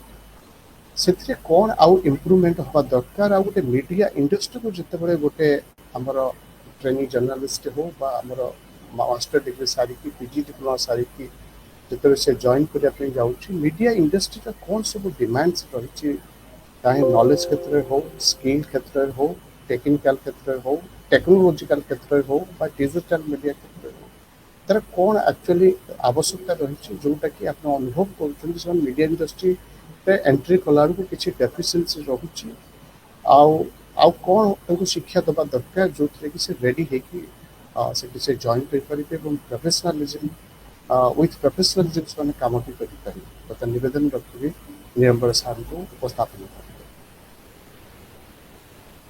समस्त को प्रथम नमस्कार धन्यवाद डॉक्टर बिरंची नारायण सेठ ମୁଁ ପ୍ରଥମେ କୃତଜ୍ଞତା ଜଣେଇବି ପ୍ରଫେସର ଆନନ୍ଦ ପ୍ରଧାନଙ୍କୁ ମୋତେ ଇନଭାଇଟ୍ କରିଥିବାରୁ ଏଭଳି ଗୋଟେ ସେମିନାରକୁ। ପ୍ରଫେସର ମୃଣାଳ ଚାଟର୍ଜୀ, ଡକ୍ଟର ପ୍ରଦୋଷ ରଥ ମୋ ବନ୍ଧୁ, ଏବଂ ଡକ୍ଟର ଚିରଶ୍ରୋତା ଜେନା, ସୌମ୍ୟରଞ୍ଜନ ବିହାରା ଏବଂ ଅନ୍ୟ ଅଧ୍ୟାପକ ଅଧ୍ୟାପିକା ମାନଙ୍କୁ ମୁଁ ଅଭିନନ୍ଦନ ଜଣାଇବାକୁ ଚାହିଁବି। ଏବଂ ଆଇଆଇଏମସି ପକ୍ଷରୁ ଯେଉଁ ଓଡ଼ିଆ ସାମ୍ବାଦିକତାର ଯେଉଁ ରୌପ୍ୟ ଜୟନ୍ତୀ ପାଳନ କରାଯାଉଛି ସେ ଅବସରରେ ଦୁଇ ଜଣ ପ୍ରଫେସର ଏବଂ ପୁରା ଟିମ୍କୁ ମୁଁ ଅଭିନନ୍ଦନ ଜଣାଇବାକୁ ଚାହିଁବି। କାରଣ ଓଡ଼ିଶା ବା ଓଡ଼ିଆ ସାମ୍ବାଦିକତା କ୍ଷେତ୍ରକୁ ବର୍ତ୍ତମାନ ଯେଉଁ ମଡର୍ଣ୍ଣ ଆଜିର ସମୟରେ ଆଇଆଇଏମସି ବିଶେଷ କରି ଏହି କାର୍ଯ୍ୟକ୍ରମର ନିଶ୍ଚିତ ଭାବରେ ବଡ଼ ଅବଦାନ ରହିଛି। ଏବଂ ଏହି ୱେବିନାରରେ ଯୋଡ଼ି ହୋଇଥିବା ଅନ୍ୟ ଅଧ୍ୟାପକ ଅଧ୍ୟାପିକା ଛାତ୍ରଛାତ୍ରୀମାନଙ୍କୁ ମଧ୍ୟ ମୋର ଅଭିନନ୍ଦନ।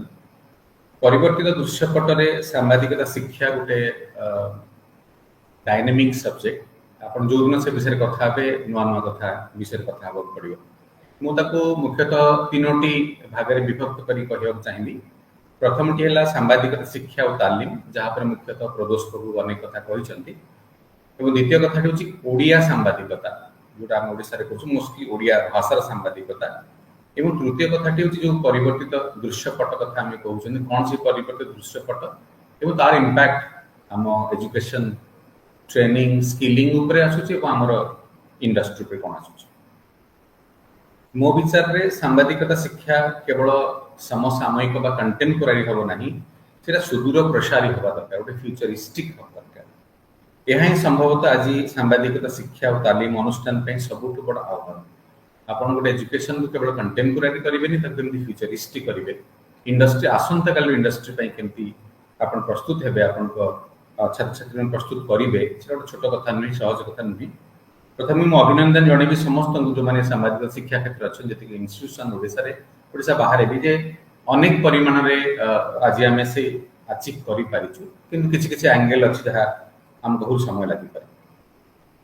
प्रथम कथा हूँ समसामयिक और सुदूर प्रसारी, जो दुईटी पॉइंट कहली आज सांबादिकतार परिभाषा बदली जाए। आज आपणकर जे मास कम्युनिकेशन कोर्स करुच्ची मास जोटा प्रदोष बाबू कहते तार नोमेनक्लेचर को लेकिन केवल आम सांबादिक होगापी पाठ्यक्रम पढ़ाऊँ सेमती कथा ना। आगुरी हूँ गोटे समय थिला जे आप जर्नलिज्म एंड मास कम्युनिकेशन गोटे प्रोग्राम करुँच, मोस्टली आप हार्डकोर जर्नलिज्म रोचे जो प्लाटफर्म रोचे प्रिंट टेलीविजन रेडियो व्हाटएवर। किंतु आज दिन में जर्नलिज्म सांगे बहुत एक्टिवली आम काम करुँ, PR, corporate communication, development communication, branding and advertising, social media strategy communication, social media गोटे मेजर रोल प्ले कर मार्केट रे, डिजिटल मार्केटिंग गोटे दिग, आ छड़ा अदर एप्लाइड एरियाज अच्छी। तेणु एबे एई भितर मु पांचटी कथा कहबो चाहिबी जे कोन कोन दिग हमको इन्फ्लुएंस करूची ए सेक्टर गुडाकरे सफलतार सह काम करबा पई बा निजर गोटे करियर ग्रोथ अचीव करबा। मु इंडस्ट्री पॉइंट ऑफ व्यू कहबो चाहिबी। प्रथम कथा होची जे हमरो जर्नलिज्म रो जो पाठ्यक्रम रहला, जर्नलिज्म रो दिग रहला। सेकंड कथा होची कम्युनिकेशन गोटे एंगल रहला। थर्ड होची क्रिएटिव प्रोडक्शन, जोटा अनेक समय मिसिंग रहउची। हमरो ट्रेंड जो प्रोफेशनल मान इंडस्ट्री को आसुचंती से माने दुर्बल रहउचन जो क्रिएटिव प्रोडक्शन दृष्टि। आ दीटा दिग म ऐड करया चाहिबी। गोटे होची कम्युनिकेशन मैनेजमेंट आ गोटे होची कम्युनिकेशन टेक्नोलॉजी। सो मु रिपीट करूची, सो जर्नलिज्म जेटा आपण पढौचंती, कम्युनिकेशन भी आपण विविडली पढौचंती, क्रिएटिव प्रोडक्शन एक्सरसाइज भी मु विभिन्न इंस्टीट्यूट देखि बहुत भल एक्सरसाइज होची। किंतु पिला माने जो छात्र छात्री माने आसुचंती इन जनरल बहुत माने से बाबते बहुत दृढ़ नुहंती, बहुत स्किल्ड लागू ना अनेक समय जो हम इंडस्ट्री काम करूछु। कम्युनिकेशन मैनेजमेंट अर्थात मैनेजमेंट परिभाषा मध्ये आड हबा दरकार एवं टेक्नोलॉजी रे जहा जहा चेंजेस आसु ताकू केमते हम अडॉप्ट करबा। सो मोटामोटी भाव देखिले अगेन मु तो तीन भाग विभक्त करिया चाहिए। गोटे होची जे नियुक्ति संभावना, एम्प्लॉयबिलिटी स्किल आमे कोन दउचंती। द्वितीय कथा होची वास्तविक योग्यता कोन जने जने प्रार्थी पाखरे। एवं तृतीय कथा जोटा अति गुरुत्वपूर्ण इंडस्ट्री बाय सेटा होची तार दक्षता और पारदर्शिता, तार स्किल और से एक्सेल कला भली ता भितर कोन संभावना रही। यदि केंद्र सरकार को आमे एनईपी बा जातीय शिक्षा नीति देखिबा, तार गोटे जति मु बुझिची मूल पाठ्यक्रम सांगरे आमे गुरुत्व दउचंदी वर्तमान दक्षता विकास उपरे बा स्किल डेवलपमेंट उपरे, शिल्प संयोग बा इंडस्ट्री लिंकेज उपरे गुरुत्व दउचंदी और निजे करी शिखिबा अर्थात हैंड्स ऑन ता पर मध्ये गुरुत्व दउचंती। ये तीनटा बहुत इंपोर्टेंट होची मीडिया भलिया गोटे एप्लाइड एजुकेशन बा ट्रेनिंग पाई। तेणु एई प्रमुख दिग उपरे गुरुत्व दउचंती। प्रथम कथा हेला सांबादिकता गण आम पीढ़ी को बेसिकली केमती एम्प्लॉयबल करिवो अर्थात नियुक्ति उपयोगी करिवो सुदक्ष करिवो अर्थात हाईली स्किल्ड करिवो सर्जनशील करिवो अर्थात क्रिएटिव करिवो आगामी काली पे प्रस्तुत करिवो अर्थात फ्यूचर रेडी करिवो एवं परिचालनागत दक्षता एवं वैश्विक दक्षता बा मैनेजमेंट स्किल और टेक्नोलॉजी को अडॉप्ट करिया पे मध्य आमे आम छात्र छात्री मान को क्लासरूम रे लैब रे सिखेबा दरकार तेणु सांबादिकता बा जोगाजोग पाठ्यक्रम बा कम्युनिकेशन स्टडीज को समसामयिक एवं सुदूर प्रसारी करबा लागि प्रति शिक्षानुष्ठान बा तालीम प्रतिष्ठान को प्रथमे दक्ष एवं शिल्प और समय उपयोगी होगा पड़ो इंस्टीट्यूशन मान को प्रथमे परफॉर्म करिया पड़ो जो आम एक्सपेक्ट कर स्टूडेंट माने खाली कैंडिडेट माने केमती इंडस्ट्री परफॉर्म करेंगे तो तांको पे तीन चार पॉइंट मो मन को आसुचे लगातार भाव में पाठ्यक्रम आप आधुनिकता आनिबे आपण बोर्ड ऑफ स्टडीज माध्यम रे कोर्सेस को आप अपडेट करूछंती ताको सब देखिबे के आउ कोन अपडेट होबा कथा वैश्विक तालीम ऊपर गुरुत्व देबे टेक्निकल्स ऊपर हैंडसम तालीम ऊपर अधिक गुरुत्व देबे दक्ष शिक्षक शिक्षा एवं तालीम उपकरण बा भित्तिभूमि जोटा प्रदोष बाबू भी कहते शिक्षक प्रथम दक्ष हवा दरकार आउ तालीम आवश्यक शिक्षा और तालीम उपकरण एडिक्वेटली आपन पाखे रहिबा दरकार एवं गोटे मोटामोटी भाव में सामग्रिक भाव में आप भित्तिभूमि सुदृढ़ थिबा दरकार जेतले आपन इंडस्ट्री पई जे कम्युनिकेशन स्पेशलिस्ट को पठौछन पंचम कथाटी होची शिक्षानुष्ठान शिल्प सहभागिता बा एकेडमिक इंडस्ट्री कोलैबोरेशन ऊपर हमें गुरुत्व देबा दरकार जदि ए विषय में सब बेले कथा हो कि मोर मन हुए अनेक शिक्षानुष्ठान जो माने मास कम्युनिकेशन पढ़ाउछंती से मानकर इंडस्ट्री लिंकेज बहुत दुर्बल मो एटा निज व्यक्तिगत भाव लक्ष्य करिछि केते हाथ गणित इंस्टीट्यूशन छाड़ी दिले ओडिसा प्राय जगह दुर्बल एबे देखिबा शिक्षा और तालीम व्यवस्था को दृढ़ करबा पई मोर दि तीन पॉइंट अछि आपन मन तक विचार कर परिबे प्रथम कथाटी होछि सांबादिकता शिक्षानुष्ठान रे शिल्प अनुभवी व्यक्ति सामयिक नियुक्ति जोटा प्रदोष प्रोफेसर प्रैक्टिस कथा कहउतिले वास्तविक प्रैक्टिस को हम देखुन ओडिसा रे बहुत वर्ष तले मैं पढ़ी जे अमेरिका रे से माने इंडस्ट्री लोकटे 6 मास पे जाए एकेडमिक्स लोकटे 6 मास वर्ष पे आसी जाए इंडस्ट्री को अर्थात जने डायरेक्टर आईएमसी रो होतो काली एडिटर ही हिसाब रो टीवी टेलीविजन चैनल वर्ष चलाउथिबे पुरे टीवी चैनल रो न्यूज एडिटर बा एडिटर को तो आईएमसी रो डायरेक्टर ही कि 1 ईयर देखि पाठ पढुथिबा प्रोफेसर ही पाठ पढुथिबे एटा तो भारत वर्ष में जानि को ठेछि बट एटा गोटे लागुछि सामयिक भाव रे 5 days 10 days 1 month 3 months programme ही पारे 1 2 मीडिया एवं कम्युनिकेशन दुनिया रे प्रतिष्ठित व्यक्ति को शिक्षादान एवं तालीम कार्यक्रम बा कर्मशाला परिचालन लगी निमंत्रण आपण करूछंती कि मते लागुछि आहुरी अधिक हवा दरकार व्यापक हवा दरकार स्ट्रक्चर्ड हवा दरकार और सेथि पई किछि आपण मानकर मध्य बजेट प्रोविजन रहे दरकार मु प्राय यूनिवर्सिटी जाए मु देखुछि जहा लिमिटेशंस अछि जने भल प्रोफेशनल को आपण 3 दिन पे डाकिबे कि 5 दिन पे डाकिबे आपण ताको एडिक्वेटली कैटर करिवा दरकार ताको जीवा सिवा की रहिबा एवं रेम्युनरेशन मध्य एटा रेस्पेक्टफुल हवा दरकार ताहले अनेक लोक भी आसी परिबे ब्रेक नबा पई हबो गोटे चेंज पई आसी परिबे थर्ड पॉइंट होची बछा गणमाध्यम पेशादार को मेंटर भाबे शिक्षानुष्ठान बा मेधावी छात्र छात्री सह जोड़ा जाई पारि मु अनेक जगह यूनिवर्सिटी ऑफर करछि जदि आपनकर 3 रु 5 जन छात्र छात्री जो माने मेधावी जो माने सीरियस आपन तक जोड़िबा को चाहउचंती मेंटर हिसाब रे हम भी जोड़ी परिबे मे बी हमें तक गाइड करि पर हेल्प करि पर so let me repeat first होची प्रोफेसर प्रैक्टिस सेकंड होची आपन अधिक रो अधिक प्रोफेशनल लोक आनी परिबे टिके 3 दिनिया 5 दिनिया 7 दिनिया प्रोग्राम्स को आ आपन केमती जदि मेंटरशिप भले किछ कथा भाबी पारे मोर फर्स्ट पार्ट थिला एजुकेशन ऊपर सेकंड पार्ट होची Odia सांबादिकता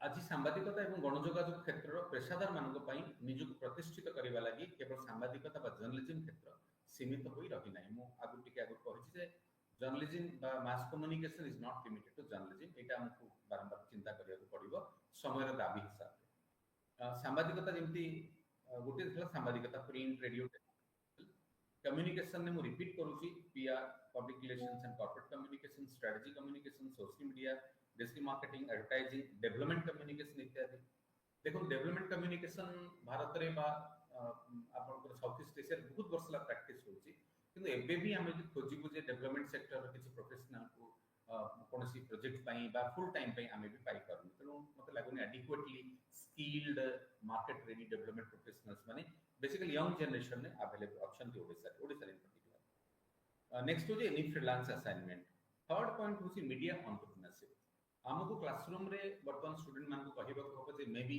from the beginning of your career, maybe at the middle of your career, और मे बी आप कोन छोट पॉइंट रे विथ मीडिया एंटरप्रेन्योरशिप को अडॉप्ट करि परिबे एवं आपण निजे जने जॉब सीकर नहीं जॉब गिवर हे परिबे एवं किछि इनोवेट करि परिबे।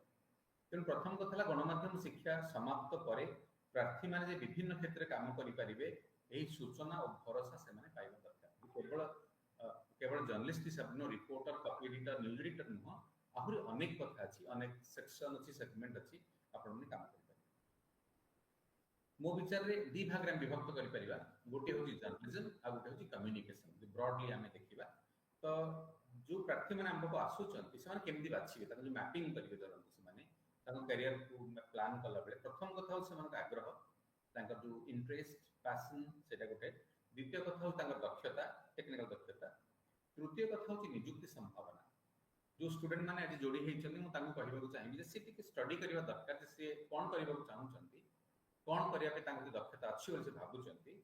एवं तृतीय कथा होची बाजार जोटा हम कहउछन बा इंडस्ट्री बा मार्केट सेठी कोन अपॉर्चुनिटी अछि। प्रथम होची मार्केट, सेकंड होची भाषा। यदि मु इंग्लिश जर्नलिज्म करिछि, मु इंग्लिश से काम करि पारे, ओडिया भी काम करि पारे, हिंदी रे में भी गुड पारदर्शिता थिले मु काम करि पारे। तेणु सेकंड लैंग्वेज। थर्ड होची मीडिया सेगमेंट, मु प्रिंट रे काम करि पारे, प्रिंट पर अन्य जगह जाई पारे, मु सीधा डिजिटल रे काम करि पारे, मु कोनोसी कम्युनिकेशन एजेंसी जॉइन करि काम करि पारे। सो बाजार बा इन द मार्केट, लैंग्वेज और मीडिया सेगमेंट, ए तीनटा वेरिएशन हे पारे। नेक्स्ट पॉइंट होची नूतन संभावना बा न्यू मार्केट कोन रहिछि मोबाइल। मु सजेस्ट करी जल्दी आपण जे डिजिटल को फोकस करिवे, सोशल मीडिया को फोकस करिवे, मोबाइल टेक्नोलॉजी बा ऐप बेस्ड जो एम्प्लॉयमेंट अपॉर्चुनिटी अछि कम्युनिकेशन स्पेशलिस्ट बना पई ताको फोकस करिवे। यदि आपण कंटेंट लोकलाइजेशन को फोकस करिवे, for example translation, transcription, subtitling, content validation. यदि आपनकर भाषा उपर दक्षता अछि, धरन ओडिया भाषा दक्षता अछि, आपण मास कम्युनिकेशन पास करके आसिले, आपण घरे बसी के भी कम्युनिकेशन स्पेशलिस्ट हिसाब रे, कंटेंट वैलिडेटर हिसाब रे भी काम करबे, ग्लोबली काम करबे। तो प्रार्थी मान पे मोर परामर्श होची से माने गणयोगायोग शिल्प बा मीडिया इंडस्ट्री क्षेत्र रे थिबा नूतन संभावना बा आधुनिक कैरियर सुजोग ऊपर सब ध्यान देवा दरकार। हाँ, एथे रिस्क अछि, नो डाउट, अनेक समय हम लगे रिस्क अछि, किंतु हिंदी रे कहले जो अछि आपण आर्ट देखिथे डर की आगे जीत है, किंबा गोटे सीरीज रे सुनिथिबे रिस्क है तो इश्क है। रिस्क है, यस रिस्क है, रिस्क नेबेनी तो अपनी कोन करिवे लाइफ रे। एथिबे आपण को दक्ष होबाकू पड़िबो, काम चला प्रोफेशनल ले आपण कर परिबेनी, प्रतिदिन आपण निजको अपडेट करिया को पड़िबो एवं ग्लोबल ट्रेंड संगे आपण चलिबे को पड़िबो। मु कहिबे जे जदि आपण ए जो नूतन दुनिया को नजर पकेबे, आपण प्रचुर संभावना अछि। आपण करियर को फास्ट ट्रैक करि पारे, बहुत फास्ट मूव करि पारिबे, बेटर सैलरी पाई पारिबे, बेटर अपॉर्चुनिटी पाई पारिबे, लीडरशिप पोजीशन को जाई पारिबे, परे एंटरप्रेन्योरशिप पोजीशन दे पारिबे, ग्लोबल जॉब अपॉर्चुनिटी को आपण एक्सप्लोर करि पारिबे। मु अति संक्षिप्त भाव रे कहिबी 2000 मसिहा अगस्त मास बेल मु संवाद रे काम करथिले सीनियर रिपोर्टर हिसाब रे। मते ईटीवी रो अपॉर्चुनिटी मिलला कॉपी एडिटर हिसाब रे, एवं मते कोहा गला हैदराबाद जीवा पाई, हैदराबाद डेस्क पाई। मु से बड़े यंग जर्नलिस्ट थी, मु भुवनेश्वर अच्छी, रिपोर्टर अच्छी, सीनियर रिपोर्टर पोजिशन अच्छी, सबुठु अधिक प्रसारित खबर कागज सीनियर रिपोर्टर अच्छी। मु कहीं हैदराबाद जीवी, डेस्क को जीवी, रिस्क नेबी, मु जीवा को चाहनुतली इनिशियली, बट मु गली तापरे मु जीवार 15 दिन परे I became the almost like the news editor. 1.5 मास भितर I was permanent news editor. 1.5 वर्ष भितर I was the channel incharge. Within probably 2.5 or 3 years I became the network editor. मोर एंटायर स्वप्न को, मोर करियर को कंप्लीटली बदले दिला ईटीवी, जो कि पाखापाखि 9-10 वर्ष काम कली, जो कि आपनकर 8टी भाषा रे 12टा चैनल थिला। मु ओडिया चैनल एडिटर हेबा संगे 12टा जाक चैनल नेटवर्क जो हमर मैनेजमेंट टीम थिला, I was one among them, directly reporting to Ramoji Rao.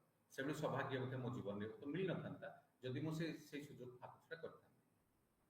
तनु आपन को आगु को जीवा को पड़िबो, रिस्क नबा पड़िबो। ओडिया भाषा सांबादिकता एवं कम्युनिकेशन क्षेत्र में आज व्यापक सुजोग आसी, विशेषकर digital media, social media communication क्षेत्र आसी। एबे देखिबा आह्वान कोन अछि। यदि आपण ओडिशा इंडस्ट्री कथा देखुछन, केवल ओडिया सांबादिकता नहीं, ओडिशा इंडस्ट्री हम कहबा, ओडिया इंग्लिश हिंदी जहां भी ओडिशा बेस्ट मीडिया दे कहबा। ओडिशा मार्केट छोट, पाठक पाठिका संख्या छोट, दर्शक संख्या कम।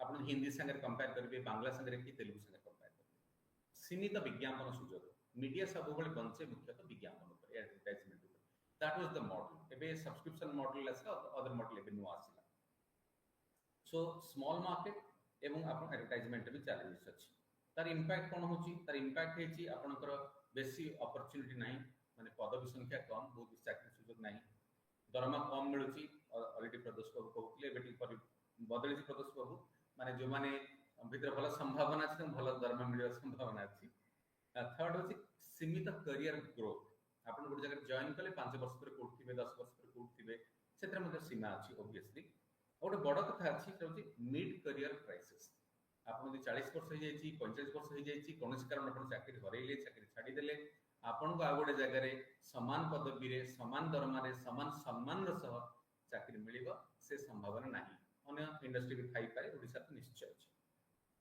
मोर मन हुए आगामी दिन पाई मध्ये ई चैलेंजेस रहिबो किंतु आ भितरे आपण यदि परफॉर्म करि परिबे निश्चित भाव रे आगे परिबे मो भी प्रार्थी मानक पई आमे जो प्रॉब्लम टा फेस करूछु इंडस्ट्री पॉइंट ऑफ व्यू कहिया को चाहिबी एटा एकेडमिक्स पई एटा स्टूडेंट मानक पई बहुत इंपोर्टेंट प्रथम कथा होची जो स्टूडेंट माने इंटरव्यू दोउचंती आमे देखु मौलिक विषय बा फंडामेंटल कांसेप्ट रे अनेक जगह से मानकर क्लैरिटी नाही तो मन हो आईटी से पढ़ी नांती ताकू पढ़ा जाय नहीं बोल ताकू कहि परिबनी सब ठीक रे पढ़ी नांती बुझी नांती आग्रह प्रकाश करि नांती स्किप करछन जोटा कॉमन जेते आपनकर हम जो को जनरल नॉलेज करंट अफेयर्स जोटा सब इंपोर्टेंट हबा कथा जर्नलिस्ट कम्युनिकेशन स्टूडेंट रो सेथर मध्ये बहुत अनेक स्टूडेंट आसु चंद प्रार्थी माने अत्यंत दुर्बल अत्य होपलेस मु कहया चाहिए 10 जन के भितर 2 जन के भितर बुझा हम देखुछु 80-70% लेवल होपलेस माने होचंती maybe I am not making any statement but more व्यक्तिगत अनुभूति मु कहया चाहूची और दुखर से कहया चाहूची थर्ड पॉइंट होची आपनकर जो कम्युनिकेशन दक्षता और भाषागत दक्षता आमे जो माने ओडिसा लाइफ को आसंते हम समस्त को बेसिकली गुडे रिटन टेस्ट करू ता भीतर लैंग्वेज टेस्ट करू मु लैंग्वेज देखे सिंटैक्स केमती एक्सप्रेस केमती करूचंती अनेक पिला टिके लॉन्ग फॉर्म कंटेंट बिल्कुल लिखि पर नाहंती निर्भुल भाव लिखि पर नाहंती निजु ठीक रे व्यक्त करि पर नाहंती नेक्स्ट ला एनालिटिकल स्किल्स और रिसर्च स्किल्स अनेक स्टूडेंट मानकर प्रार्थी मानकर रिसर्च इंटरेस्ट रहु नाही रिसर्च नकले आपण केमती आर्टिकल लिखिबे आपण केमती बड़ रिपोर्ट करिवे आपण प्रोग्राम बनेबे आपण डॉक्यूमेंट्री करिवे किछि कर परिबे without research interest and research understanding last point होची नेक्स्ट पॉइंट होची क्रिएटिव प्रोडक्शन यदि हमें कहा को कहबो जे एक छोटो क्रिएटिव टे बना सोशल मीडिया पोस्टिंग पई ताले केमिति बनेबो तार आइडियाटा कोन तार विजुअल कंपोनेंट कोन हो टेक्स्ट कोन हो केमिति आपण सजेबे कंपोजिशन कोन करिवे एस्थेटिक्स कोन एब्सोल्युटली अनेक छात्र छात्रींकर बिल्कुल ए बाबत कोन से आग्रह संभव नाही एटा इंडस्ट्री में बड़ा प्रॉब्लम होची लास्ट पॉइंट होची लीडरशिप स्किल जेमति proactiveness innovativeness collaboration time and task management result oriented work और प्रोजेक्ट मैनेजमेंट इतिर मध्ये दुर्बल अछि तो प्रार्थी मानक मोर परामर्श रहिबो जे से माने let them look beyond Odia language मो अपॉर्चुनिटी टर्म रे कहूची जे केवल ओडिया भाषा रे मु करियर करबी सेमती कथा नै let's look beyond Odia language let's look beyond Odisha the geography केवल ओडिसा रे मु काम करबी नो मु बाहर काम करि परिबी एबे करि परिबी बा परे परे ओडिसा को फेरी परिबी थर्ड होची look beyond journalism as a career केवल मु सांबादिक भी रिपोर्टर रे भी ता बाहर को देखन तेणु असल सांबादिकता आज वास्तविक देखियो गले सांबादिकता कहबा हमें असल सांबादिकता आज काठगड़ा रे ठिया हेची विराट आह्वान रो आमे सामना करूछु व्यक्तिगत दृष्टि एवं व्यवसाय दृष्टि मध्य तेणु सारा पृथ्वी आपन को आह्वान करूची से आह्वान को आपन स्वीकार करंतु निज को जने दक्ष कम्युनिकेशन स्पेशलिस्ट भाबरे आपन गठित करंतु एवं एथि पई चाकरी करंतु बा मुक्त ब्रुत बा फ्रीलांसर हिसाब रे काम करंतु बा एंटरप्रेन्योर बा उद्योग हिसाब रे काम करंतु ए सब क्षेत्र आपन को व्यापक सुयोग और संभावना आसीबो एबे मो लास्ट पार्ट को आसीबो चाहिए जोटा होची परिवर्तित दृश्यपट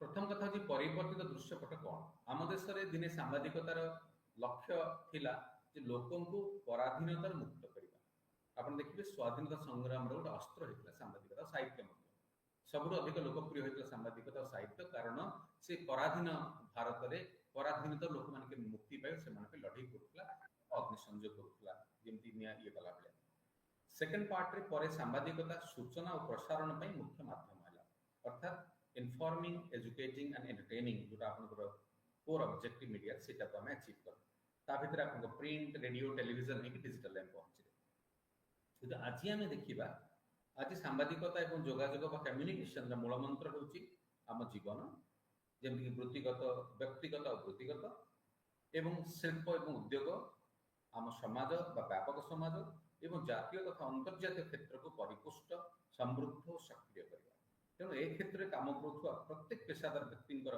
भूमिका और दायित्व अत्यंत गुरुत्वपूर्ण मु भावुची आज जर्नलिज्म और कम्युनिकेशन प्रोफेशनल मानकर भूमिका गतकाल अधिक बढ़ी जाइए अधिक व्यापक होती रेस्पॉन्सिबिलिटी बढ़ी तेणु आमको प्रस्तुत होगा कौन मुख्य परिवर्तन होती चैलेंजेस कौन अच्छी basically technology bring disruption disruptions creates space for innovation offers new opportunities. Let me repeat, technology brings disruptions create space for innovation and innovation offers new opportunities. वास्तविक आम देखा आम सबू डिस्ट्रप्शन प्राइमरीली टेक्नोलॉजी पाई हेची प्रथमे internet को आरंभ करेंगे इंटरनेट पर वेब मीडिया पर डिफरेंट टाइप मोबाइल एप्लिकेशन तापर आपण देखिबे मोबाइल फोन रो व्यापक व्यवहार और टेक्नोलॉजी व्यापक व्यवहार wide popularity of social media digital and mobile technology विकास और व्यवहार एवं वर्तमान आसीगला एआई ऊपर मु अधिक कहबा को चाहुनी हमें समस्त परिचित अछंती तेणु मेन होची ए जो टेक्नोलॉजिकल डिसरप्शंस आसिला ता सहित आमे केमते निजको ग्रो करिबा आर इंपैक्ट कोन हेची आर मेन इंपैक्ट हला हमर मीडिया प्रोडक्शन ट्रांसमिशन प्रोसेस संपूर्ण बदली गला प्रति फेज रे हमर नुआ धारा आमे अडॉप्ट करूछंती ताटो आउट इंपोर्टेंट पॉइंट होची behaviour of the audience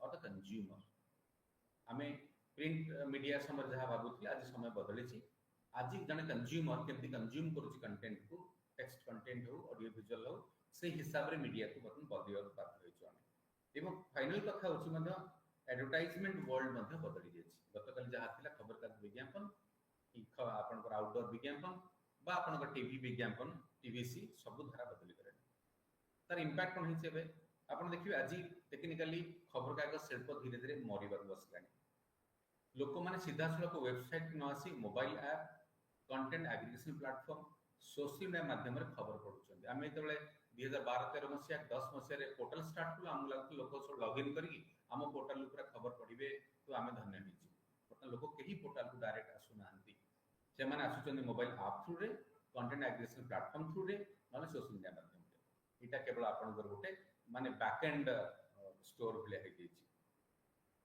TV channel पे आमे केते गर्व करथु गोट समय आज लोक टीवी देखुचंती यूट्यूब रो स्ट्रीमिंग माध्यम रे इमेजिन करंतु कहा कांधरे किए लाउ ही जाउछ केते चेंज होछ ट्रेंड टीवी रे जो लिनियर स्टाइल थिला संध्या 7 टा बुलेटिन देखिबी 7:30 रे करंट अफेयर्स देखिबी 8टा बेले देखिबी एंटरटेनमेंट प्रोग्राम 9टा बेले नेशनल न्यूज़ देखिबी जो लिनियर पैटर्न कंप्लीटली भांगी चोरमार हे गला बर्तन वीओडी के आसले वीडियो ऑन डिमांड और मो इच्छा रे मते जोटा दरकार मु ताकू क्लिक करी देखि परबी बा बाहर जाई परबी तो स्ट्रीमिंग ऐप और ओटीटी रे पॉपुलैरिटी फल रे इंटरनेट बेस्ड पॉपुलैरिटी फल रे आपन को एटा आसी गला एपरि कि पूरा मीडिया दुनिया आज मोबाइल ओनली कंटेंट कंजम्पशन अब 2 मिनिट में क्लोज करबी प्लीज थैंक यू जो आमी बिहेवियर विषय कथा होचंती ऑडियंस बिहेवियर विषय रे आपन देखिबे आजिर मीडिया रे बिहेवियर होची जे जहां भी कंज्यूम होची 99% और 95% रो अधिक बर्तन कंज्यूम होची मोबाइल ओनली अर्थात जने प्रोड्यूसर हिसाब रे जने मीडिया स्टूडेंट हिसाब रे एकेडमिशियन हिसाब रे आपन जानिबे जे एंटायर कंटेंट कंजम्पशन रो मीडियम हेची मोबाइल फोन और इंटरनेट रे बाहर होईची ए सब परिवर्तित धारा और पृष्ठभूमि बा दृश्यपट बाबद रे आमे अर्थात एजुकेशनल इंस्टीट्यूशन छात्र छात्री अध्यापक अध्यापिका केते सचेतन एथि आमे केते प्रस्तुत ए प्रश्न आज आमे पचरिया दरकार एवं तार आमे उत्तर पाइबा दरकार मोर शेष कथा होची मुख्यतः छात्र छात्री मानक पई आपण केते सुंदर भाबरे निजर सोशल मीडिया मैनेज करछन प्रतिदिन नुआ पोस्ट करछंती इंस्टा पोस्ट करछंती फेसबुक पोस्ट करछंती किंतु गोटे ब्रांड बा प्रोडक्ट बा गोटे संस्था बा कंपनी रो सोशल मीडिया पेज केमती परिचालन करा जाय दया के से विषय भाबंतु आपण काली आसी चाकरी पई तले आपण प्रस्तुत हे कि थिबे आपण को social media knowledge hands on knowledge को आपण वास्तविक व्यवहार करि परिबे आपण काम रे केवल निज सोशल मीडिया पोस्टिंग ପାଇଁ ନୁହେଁ। ଆପଣ ମୋବାଇଲ ଫୋन ବ୍ୟବହାର କରି ସୁନ୍ଦର ଫଟୋ ଉଠାଉଛନ୍ତି, ଭିଡ଼ିଓ କରୁଛନ୍ତି, ଆପଣ ସେଇ ମୋବାଇଲ ଫୋନକୁ କିପରି ବ୍ୟବହାର କରି ଖବର ସଂଗ୍ରହ କରିବେ, ସମ୍ପାଦନ କରିପାରିବେ କି ପ୍ରସାରଣ କରିପାରିବେ ବା କୌଣସି ପ୍ରୋଫେସନାଲ ସୋସିଆଲ ମିଡ଼ିଆ ଚ୍ୟାନେଲ ପରିଚାଳନା କରିପାରିବେ ସେ ବିଷୟରେ ଆପଣ ଚିନ୍ତା କରିପାରିବେ। ଏବଂ ତୃତୀୟ ପଏଣ୍ଟଟି ହେଉଛି ଆପଣଙ୍କ ଭିତରେ ଜଣେ ସଫଳ, ଦକ୍ଷ, ଲୋକପ୍ରିୟ ଗଣମାଧ୍ୟମ ବ୍ୟକ୍ତିତ୍ୱ ହେବାର ସବୁ ସମ୍ଭାବନା ରହିଛି, କିନ୍ତୁ ଆପଣ ସେଇ ସ୍ୱପ୍ନ ବା ଆକାଂକ୍ଷାକୁ ସାଧନା, କ୍ରମାଗତ ଭାବେ ଶିଖିବା, ଜୀବନରେ ଆସୁଥିବା ସବୁ ବିଭିନ୍ନ ସୁଯୋଗକୁ ସଫଳତାରେ ପରିଣତ କରିବା, ଏ ଦିଗରେ ବିନିଯୋଗ କରିବା ଦରକାର। ଏଥିପାଇଁ ଆପଣଙ୍କୁ ପ୍ରସ୍ତୁତ ହେବାକୁ ପଡ଼ିବ, ଆପଣଙ୍କୁ ସଚେତନ ହେବାକୁ ପଡ଼ିବ। ତେଣୁ ମୁଁ ପୁଣି ଥରେ ଆପଣମାନଙ୍କୁ ସମସ୍ତଙ୍କୁ ଅଭିନନ୍ଦନ ଜଣାଉଛି। ପୁଣି ଥରେ ଆଇଏମ୍ସିର ରିଜନାଲ ଡାଇରେକ୍ଟରଙ୍କୁ କୃତଜ୍ଞତା ଜଣାଉଛି ମୋତେ ଏଠି ଇନଭାଇଟ୍ କରିଥିବାରୁ, ଏବଂ ଆଇଏମ୍ସିର ପୁରା ଟିମ୍ ଆଉ ଶ୍ରୋତାମାନଙ୍କୁ, ଦର୍ଶକମାନଙ୍କୁ ମଧ୍ୟ ଧନ୍ୟବାଦ ଦେଉଛି। ମୋତେ ଆପଣମାନେ ଏତେ ସମୟ ଧରି ଶୁଣିଲେ, thank you so much. Thank you sir, thank you so much sir. आपणकर विभिन्न कॉलेज रे आ विभिन्न स्थान रे जतरे मो भाषण आपनको सुने बा उपस्थापना सुने, मते लागे सब बेले आपण जो टॉपिक ऊपर कहया पे चाहउछन सब बेले उटा कंप्लीट टॉस दियन, ताकि केबे इनकम्प्लीट करके छाड़ती। आ प्रति सेंटेंस रे सेतरे किछ ना किछ उपादेय थाए, फैक्ट थाए एवं बहुत प्रासंगिक मते बहुत थाए। मु बहुत थोर सुनी छी 4-5टा जगह रे। आ आज मते आपण एते सुंदर भाबरे मीडिया एजुकेशन आउ तार एकेडमिक्स विषय रे सिलेबस उपरे आपण ये विशेष कर क्रिएटिव प्रोडक्शन उपरे एवं कम्युनिकेशन आउ जर्नलिज्म उपरे एवं विशेष करके जर्नलिज्म का केवल कंटेम्पोरारी न कि फ्यूचरिस्ट हो आवश्यकता भी रही। गोटे स्टूडेंट भितर एम्प्लॉयबिलिटी स्किल कौन हवा आवश्यकता मतलब रही विषय में बहुत डिटेल्स भाव आपड़ कहले गोटे स्टूडेंट मीडिया इंडस्ट्री जावा पूर्व कि भाव से प्रस्तुति हवा दरकार, तार स्वप्न भी कौन रहा दरकार जोटा कि से पैशनेटली से जॉइन करिया दरकार। सर बहुत सुंदर, बहुत उपस्थापना, बहुत कंप्लीट उपस्थापना लगला। बहुत मत पूरा होपफुल आ बहुत पॉजिटिव जो स्कॉलर माने जो पार्टिसिपेट करिसेंती आ जो स्टूडेंट माने हमर अप्लाई करिसेंती ओडिया जर्नलिज्म पढ़िया पे से माने मते एथरे जॉइन करिसेंती। निश्चय भाव तांको पे बहुत उपादेय भी हबो आ शिक्षणीय मध्य हो। सर बहुत बहुत धन्यवाद, thank you so much sir. बर्तमान मु अनुरोध करी आमर भारतीय जनसंचार संस्थान प्रोफेसर डॉक्टर मुरारी चटर्जी सार को। मुरारी चटर्जी मुझे जर्नलिज्म प्रैक्टिस करूली जो 20-22 वर्ष आउ जिते आ भर भी एंट्री कली मोर प्रति स्टेप रे मध्य सार मत बहुत सहयोग देइछंती, गाइडेंस भी बहुत देइछंती। आउ सार मत आईएमसी को मध्य बहुत सुंदर भाव गढ़ी सर, तो से आम गर्वित। अभिया प्रोफेसर डॉक्टर मुरारी चटर्जी सार को मुझे निवेदन रखी से उपस्थापन कर। नमस्कार, धन्यवाद। सांबादिकता शिक्षा विषय रे जदि हमें कथा हबा, परिवर्तित परिस्थिति कौन आगुरु कौन थिला एबे कौन कौन कौन परिवर्तन हेछि ए विषय रे सकाळ सेशन रे मु कहिछि, तेणु ताको आ रिपीट करिबि नाही। वर्तमान सीधा सड़क जो विषय को मु आसीबि सेटा होछि शिक्षाटा केमिति हबा दरकार आउ ता पई शिक्षकर कौन कौन प्रस्तुति रहिबा दरकार एवं छात्र माने को मानसिकता रे सांबादिकता एवं गणमाध्यम क्षेत्र को आसवा दरकार, यही विषय गुड़ी को कहवाई चाहिए। प्रथम कथा होची जे जोटा सकाळ सेशन ने भी कहउथिली जो गणमाध्यम रो चेहरा वर्तमान बहुत बदली गलानी। जो जो प्लेटफॉर्म रु लोके एक्सेस करथुले न्यूज पई हो, एंटरटेनमेंट पई हो, एजुकेशन पई हो, जो जो चैनल गुड़ी को रु प्लेटफॉर्म गुड़ी को रु धर तो 20-25 वर्ष तले तक एक्सेस करथुले, आज आउ सेटा करू नाहंती। आज मोस्टली चली आसुचंती मोबाइल आडू को, सोशल मीडिया आडू को। तेणु आमर जो गणमाध्यम शिक्षा सेठी मते सेटा रिफ्लेक्ट हवा दरकार। गोटे बड़ जिंस होची प्रैक्टिस आउ एकेडमिया थ्योरी। प्रैक्टिस होची प्रैक्टिकल काम आउ थ्योरी, ता भितरे गोटे सामंजस्य, ता भितरे गोटे समतुलता, गोटे बैलेंस, सेटा को शिक्षा क्षेत्र रे सेटा जो माने तार सिलेबस तैयारी करछथि सेटा तांको काम। କିନ୍ତୁ ये काम कला बेले मन रखिବାକୁ पड़िबो जे पिलाटीए जदि गणमाध्यम शिक्षा क्षेत्र को आसुची तार एम्प्लॉयबिलिटी क्वेश्चनटा जेमती हाई थाए जदि ताकू पाठपढ़ा शेष रे निजुक्तिर बाट ही दिशु नथिबो के बोले बहुत बेसी थियोरी दे देले केवल अध्यापक ना छड़ा आउ से कोन करिवो बहुत बेसी थियोरी तको पढ़ाई देले ना बहुत बेसी एथिक्स पढ़ाई देले बहुत बेसी हिस्ट्री पढ़ाई देले तेणु सेतबेले से अध्यापक भल हेई परिबो किंतु भल सांबादिक भी हुए तो हेई परिबो डेस्क रे हुए तो 20 वर्ष तले से भल सांबादिकते हेई पारि थांता एतिकी एई पाठर एई विषय रे जदि गुरुत्व दिया जाय जाए ताहले हुए तो 20-25 वर्ष तले से भल सांबादिकटी होता किंतु आज तारिख रे जदि स्किल सेट ता पाखरे नथिबो ताहले तो से एंट्री पाइबोनी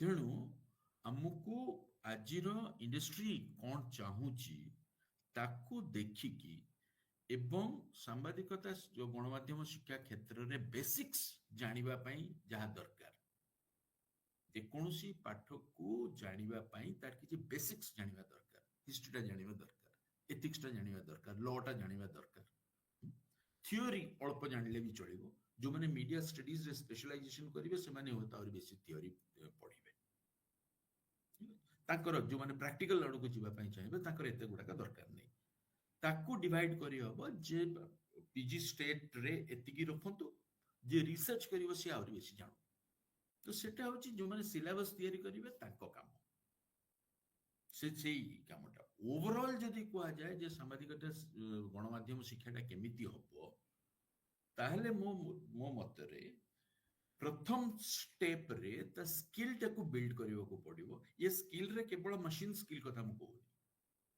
ये स्किल रे भाषागत स्किल मध्य रही कारण at the end of the day सी जतबेले लेखिबो तार शब्द ऊपर टिके दखल थिबा दरकार वाक्य ऊपर दखल थिबा दरकार केमिति लेखिले बा केमिति गुटे दृश्यायन कले लोकों को पाखकू भलो भाबरे सेटा जीव लोकों को पइटिबो सेटा ता पाखरे से स्किल रहबा दरकार एवं से स्किल टाको बिल्ड करियो एटा लेखिबा क्षेत्र रे जतिकी एटा सिनेमा क्षेत्र रे सतिकी एटा टेलीविजन क्षेत्र रे सतिकी टेलीविजन आउ कोन अन्य क्षेत्र रे सिनेमा ई सब आजिकली मिसमिसी गलानी तेणु सीता बोलना दृश्य विजुअल्स रे कथा हमें कहवा विजुअल क्षेत्र रे मध्ये सतिकी विजुअल रे भी गोटे ग्रामर अछि से ग्रामर टे मध्ये जने सिखिबा दरकार आउ ई जे कोनसी क्रिएटिव फील्ड रो माटा होची लेखिबा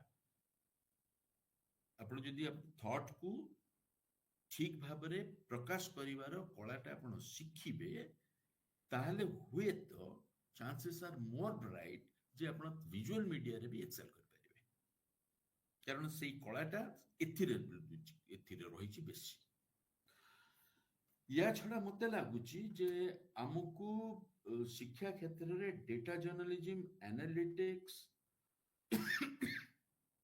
आर्टिफिशियल इंटेलिजेंस या ऊपर टिके बेसी गुरुत्व देबा पई पड़िबो आर्टिफिशियल इंटेलिजेंस को मु काहे कि आसीबी ना आर्टिफिशियल इंटेलिजेंस रो एपर्यंत जहां हमें देखुछु तार संभावना आउरी बहुत अधिका दिगंत व्यापी संभावना artificial intelligence row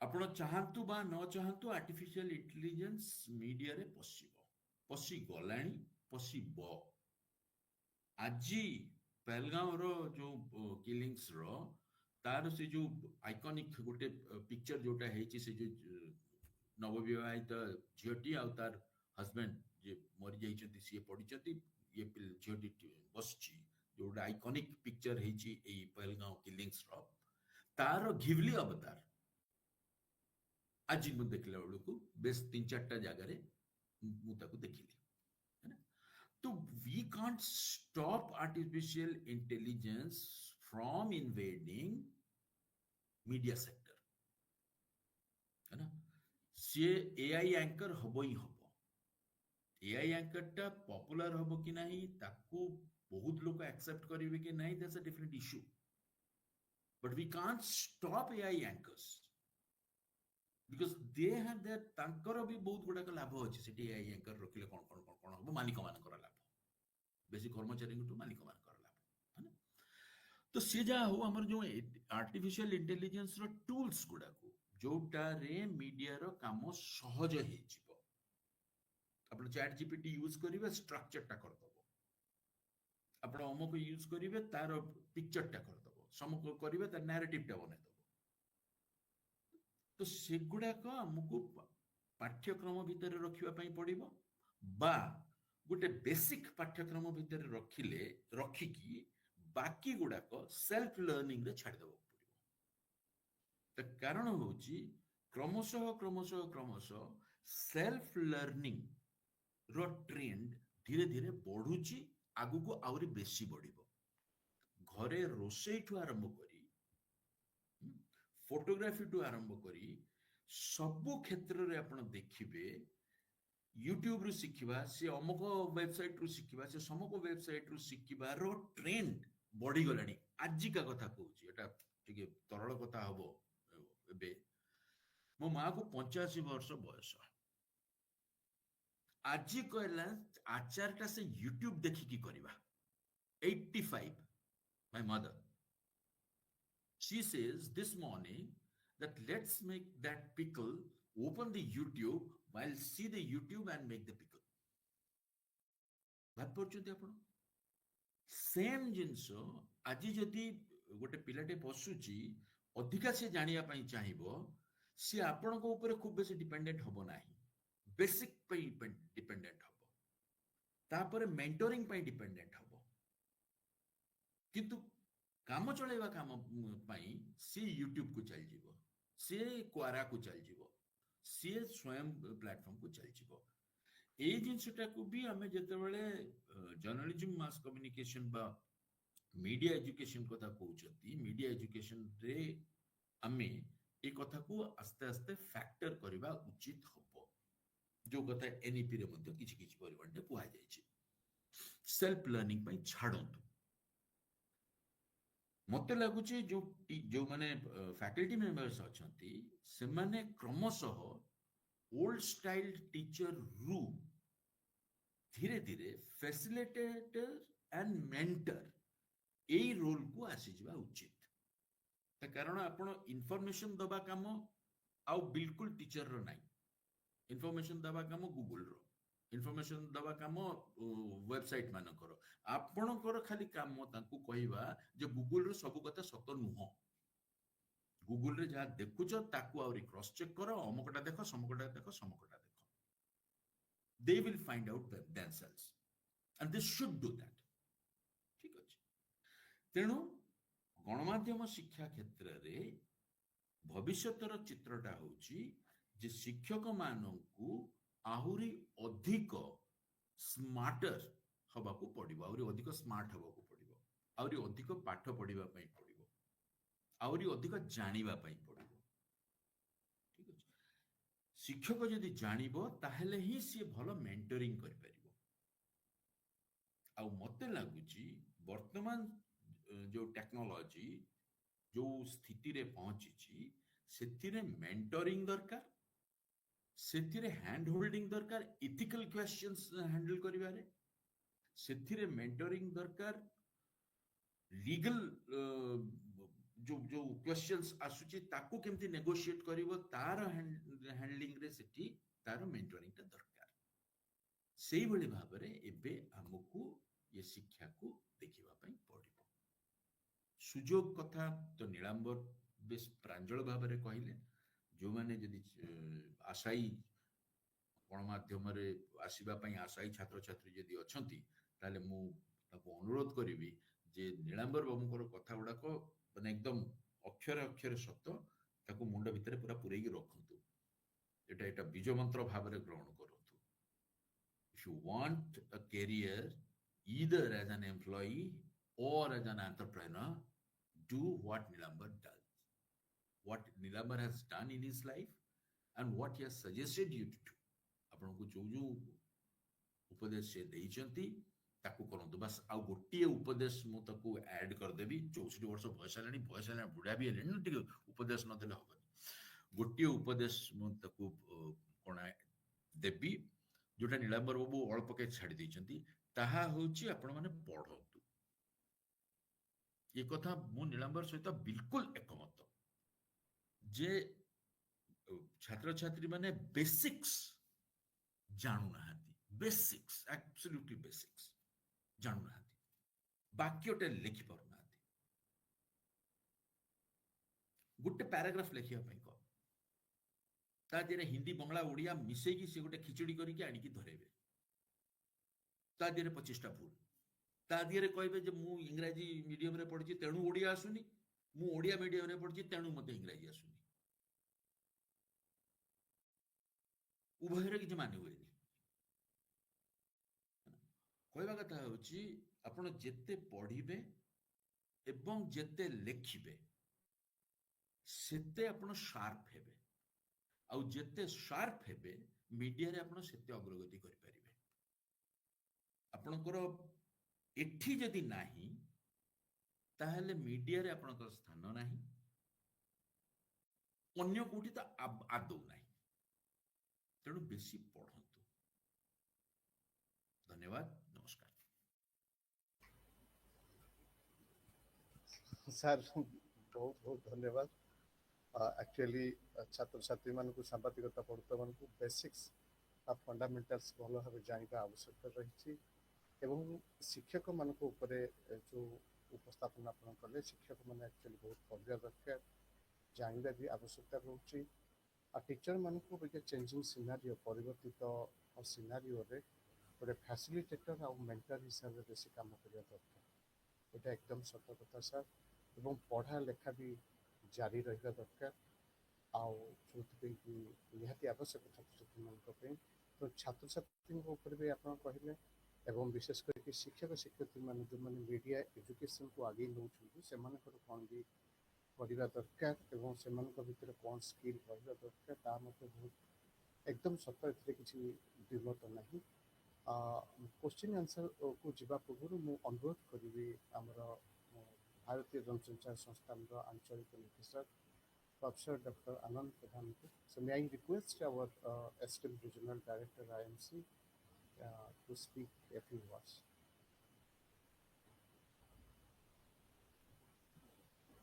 No, I'm not a speaker of this session. I think I would love to hear the questions and the answers from our expert speakers. I'm just an observer of this session. I'm trying to understand things, what our experts are saying. So allow, your participants to ask questions if they have any question. Otherwise, I may ask few questions from our experts. मु अनुरोध करी participant मान को जदि किसी question थाए से माने पचारि पारिबे न लिखि के देई पारिबे आपण जहाँ को पचारुछंती तांको मध्ये अनुरोध करि पारिबे तो मु रिक्वेस्ट करी हम पार्टिसिपेंट मान को जदि किसी क्वेश्चन थाए पचारंतु निर्भय रे पचारो I think Suraj Mehra wants to ask question. Yes, Suraj, please go ahead. Please ask नमस्कार good afternoon to all more question प्रदर्शन को रहिबो सर जेमते कहतरे प्रैक्टिकल थ्योरी रिसर्च और ट्रेनिंग रो जो आवश्यकता अछि एबेरो हला एनईपी रे जो नुआ ये संस्करण होई एनईपी रे चेंजेस जो आछे तो सेति प्रति कोन माने सिलेबस रो परिवर्तन रो जो आवश्यकता रही छि कोन आवश्यकता रही सर आपन नजर रे धन्यवाद सूरज मु जा कहली से मृणाल सर भी से ताहा अधा कहले कि सिलेबस रे हमको चेंज करिया पड़ियो कि स्किल ओरिएंटेड कोर्स टिके ऐड करिया पड़ियो skill oriented course plus localise need course local पई जहाँ आवश्यकता अछि सपोज फॉर एग्जांपल कोरापुट रे हम देखिले ओडिया भाषा अछि किंतु रीजनल भाषा ताकर डायलेक्ट अलग अछि लैंग्वेज अलग अछि ता भी हम कोर्स प्रस्तुत करिया जेमिति हमें ओडिया भाषा यूज करि पारे किंतु डायलेक्ट हमर ताको भाषा रे हम डायलेक्ट करी हमको प्रोडक्शन दवा पड़ो धर आम गोटे लाइव जर्नल प्रकाश कले तांको भाषा रे लाइव जर्नल कम्युनिटी रेडियो तो आजिकल पॉडकास्टिंग हम करि पारे तांको भाषा रे तो से माने बुझी पारे आ सोसाइटी यूनिवर्सिटी लिंकेज डा रहि पारे सेटा होचे मु कहथले आ रिसर्च पे सेमती कि रिसर्च रे मध्य बहुत क्षेत्र में हम देखा ICSSR हो कि ICHR समस्त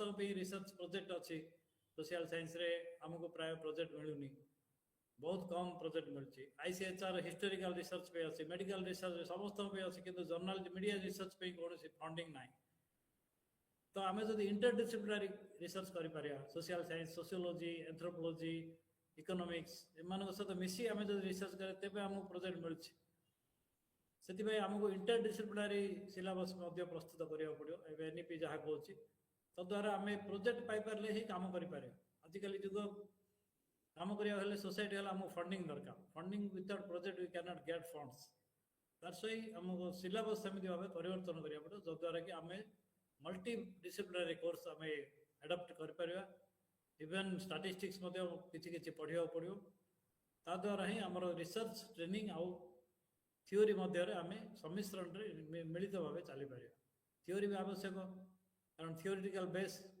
विदाउट मेथोडोलॉजी आम रिसर्च कर विदाउट प्रैक्टिकल ट्रेनिंग आम जदि प्रोफेशनल लोक मान इनवल्व करें आम practical training Piper media course एमती गोटे कोर्स सब क्षेत्र में आमको योगदान रही से सब आम कोर्स 3 प्रकार एस्पेक्ट को इनक्लूड करके आम सिलेबस बनवा पड़े और अनुसार आम कोर्स ढांचा भी बनवा पड़े धन्यवाद thank you sir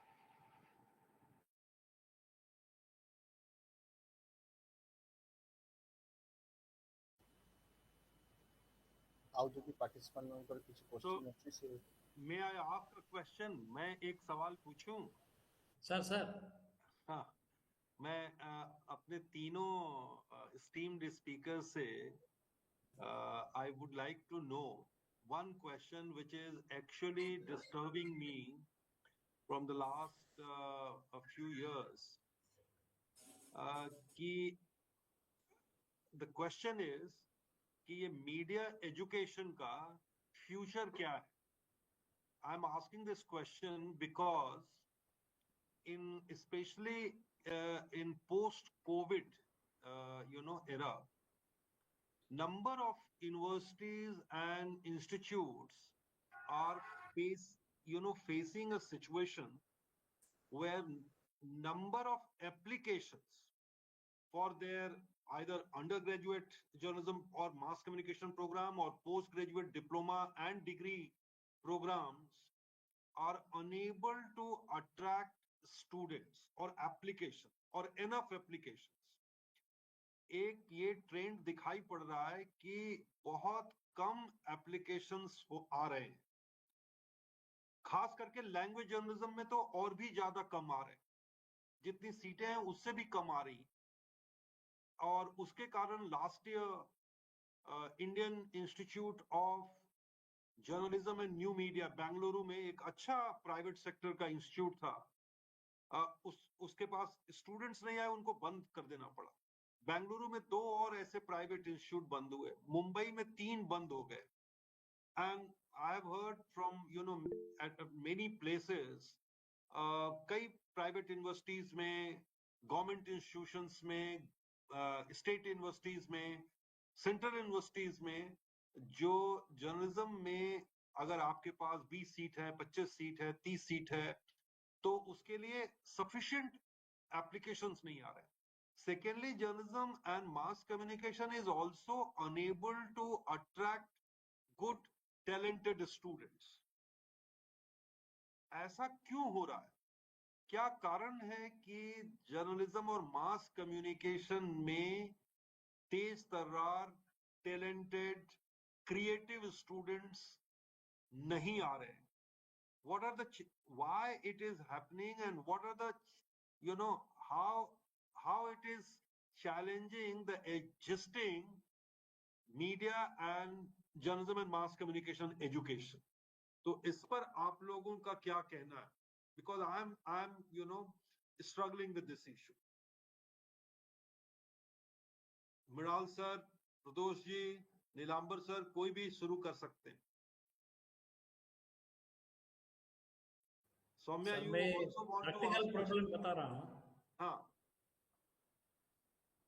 post Covid पहला तो 2015-16 से ये ट्रेंड शुरू हुआ है, जब से ये बीटेक का कॉन्सेप्ट शुरू हुआ है, जब से जो इंजीनियरिंग कॉलेज का कॉन्सेप्ट आया है, तब से +2 के बाद स्टूडेंट्स का डेविएट होना शुरू हो गया है. Not only in journalism, sir, in history, political science, in each and every subject, students' intake has been reduced a lot. And that is one of the reasons. Second reason is we don't have undergraduate courses.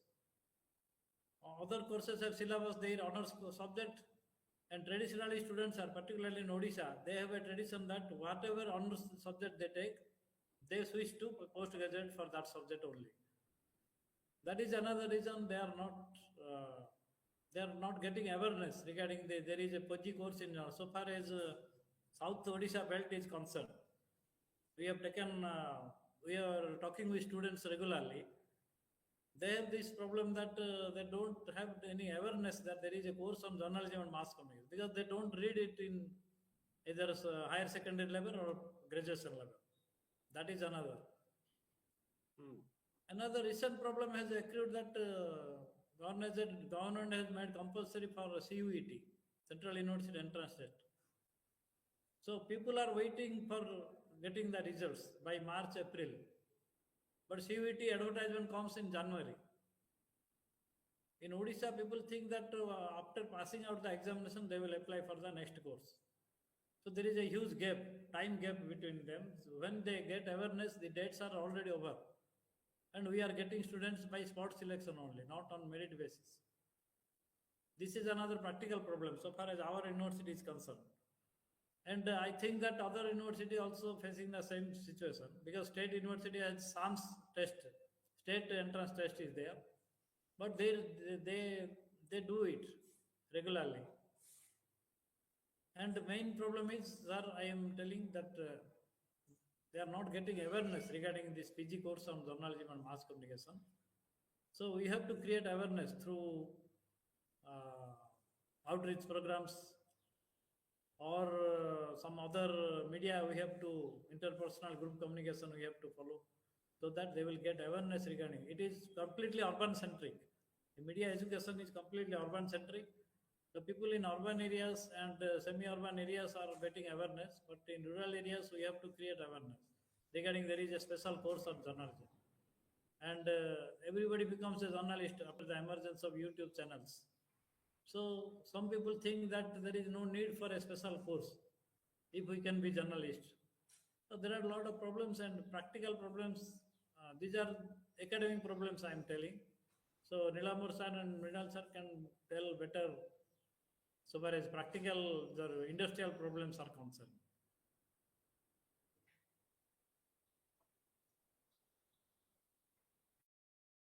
Sir unmute करंतु आपनको नीलंबर sir. या thank you. सो आपने professor प्रधान आपने बहुत अहम सवाल पूछे हैं. इसका कोई सीधी जवाब तो किसके पास नहीं है, मेरे पास भी नहीं है, पहले मैं बता देता हूँ. मैं आपको ऐसे घुमा फिरा के कुछ जवाब दे कोशिश करूंगा देने के लिए. एक मुझे जो लग रहा है कि जो पत्रकारिता का जो गरिमा था, we have lost that in the last 1 decade probably. So prior to decade, so 10 years from now and the past 10 years, मुझे लगता था कि I was very active since 2002 almost. that decade जो था मेरे लिए, वो मैं प्रिंट में था, फिर मैं टेलीविजन में आया, फिर मैं थोड़ा डिजिटल में भी एंट्री किया. तो मुझे लगा कि वो जो 10 साल मेरे जीवन मतलब मेरे प्रोफेशनल कैरियर का, that was the golden time, जो बहुत अच्छा लगा. मतलब मुझे सीखने को मिला, मैंने अच्छा काम किया, मैंने डेमोन्स्ट्रेट किया, और लोगों को भी साथ में लेके हमने करीब 250-300 पत्रकार जो डायरेक्टली इनडायरेक्ट उस टीवी टाइम पे, मैं आपको बता रहा हूँ, हमने बनाया उनको डायरेक्टली जर्नलिज्म में बता रहा हूँ, not in the entertainment world. Equal number of people in the entertainment world were also trained, skilled, and got opportunity in those days when ETV was launched as the first private satellite channel in 2000 to 27 January. तो पिछले 10 साल में जो भी deterioration हुआ है पत्रकारिता में, खास करके पूरे देश में हुआ है, ऐसा नहीं कि उड़ीसा में हुआ है. एक तो एक सवाल है, जब मैं आया था, जब मृणाल जी भी आए थे, हमने तो मुन्ना भाई कहते हैं वेरी इंटरेस्टिंगली, मृणाल चटर्जी और उनका जो जनरेशन था, उनको देख के हम जर्नलिज्म में आए थे. मे बी हमें देख के कोई आया होगा। तो वो जो हमारे जो जो नशा था, जो पैशन था जर्नलिज्म आने के लिए, जो जुनून था, वो तो आज के दिन में नहीं है। ये एक बात मेरा हो गया। दूसरी क्वेश्चन बात सर, मेरा क्वेश्चन वही है कि वो क्यों नहीं है। ओके, दूसरा दूसरा बात मैं बताना चाहता हूँ कि अभी जर्नलिज्म मुझे लग रहा है कि एक ट्रांजिशन फेज में चल रहा है। एक तो है कि न्यूज में print media is losing, television is losing, radio is losing, digital is gaining space, but typically in a language like Odisha, there is no lot money to run a proper digital channel. मुझे लग रहा है कि हिंदी में भी इतना opportunity होगा कि नहीं मुझे पता नहीं है। मैं आपको एग्जांपल देता हूँ। अगर यूट्यूब में मुझे एक सपोज 1 लाख व्यूज के लिए मान के चले अगर 100 रुपया आता है, तो हिंदी में अगर वही 1 लाख व्यू मुझे मिलता है, मुझे 500 रुपया आता है। I'm able to tell you this because we are running a multilingual channel called Swasthya Plus, where we are working in 16 languages, including all major Indian languages today and one Nepalese language. तो हम compare करके देखते हैं, तो हमें हमें लगता है कि जो उड़िया का जो धंधा है मीडिया का, वो तो लूजिंग बिजनेस हो गया। एक हो गया। दूसरा है कि डिजिटल में अभी जो डिमांड है, जो जो ट्रांजिशन हो रहा है, उसमें जो स्किल सेट का रिक्वायरमेंट है, the candidates who are coming to the floor to the industry are really not ready. Maybe a couple of people are ready out of 10, दो शायद 2 या 3 रेडी हैं। 70 या 80% तो तैयार नहीं है। तो जहां डिमांड है वहां लोग नहीं है, जहां डिमांड नहीं है वहां अभी भी लोग जाना चाहते हैं। तो कहीं ना कहीं तक इल्यूजन को दूर करना पड़ेगा। इसमें आप लोग का काफी बड़ा रोल है, ये आपको देखना है। एंड फाइनली मुझे लग रहा है कि मे बी विद टाइम ये ट्रांजिशन का फेज एजुकेशन के लिए भी हो सकता है। थर्ड पॉइंट होगा मेरा क्वालिटी स्टूडेंट्स। अगर क्वालिटी स्टूडेंट्स नहीं आते हैं किसी भी प्रोफेशन में, तो वो प्रोफेशन का it can not be a celebrated profession, you can not prove in that profession. तो मुझे लग रहा है कि again we have to pull quality students to the mass education, education and skill और ट्रेनिंग सेक्टर, ताकि कल जब वो वहां से निकल के आएंगे इंडस्ट्री में, फिर वो दोबारा इसको प्रूव करेंगे। उसका काफी जरूरत है। ये मेरा ऑब्जर्वेशन है। Thank you so much. Thank you Mrinal sir. कुछ बातें हैं जो पब्लिक में हम डिस्कस ना करें तो ही अच्छा है। ये जो क्वेश्चन पूछा है ना आपने, वो क्वेश्चन कुछ इस तरह है कि हम अगर डिस्कस ना ही करें तो हमारे लिए भी अच्छा होगा, नहीं, मुझे लगता है कि और now जर्नलिज्म के elephant लिए is भी in the अच्छा room, होगा। sir. Elephant is in the room. We cannot deny his presence, and we have to now deal with it. तो आपको कुछ बताना तो पड़ेगा ही।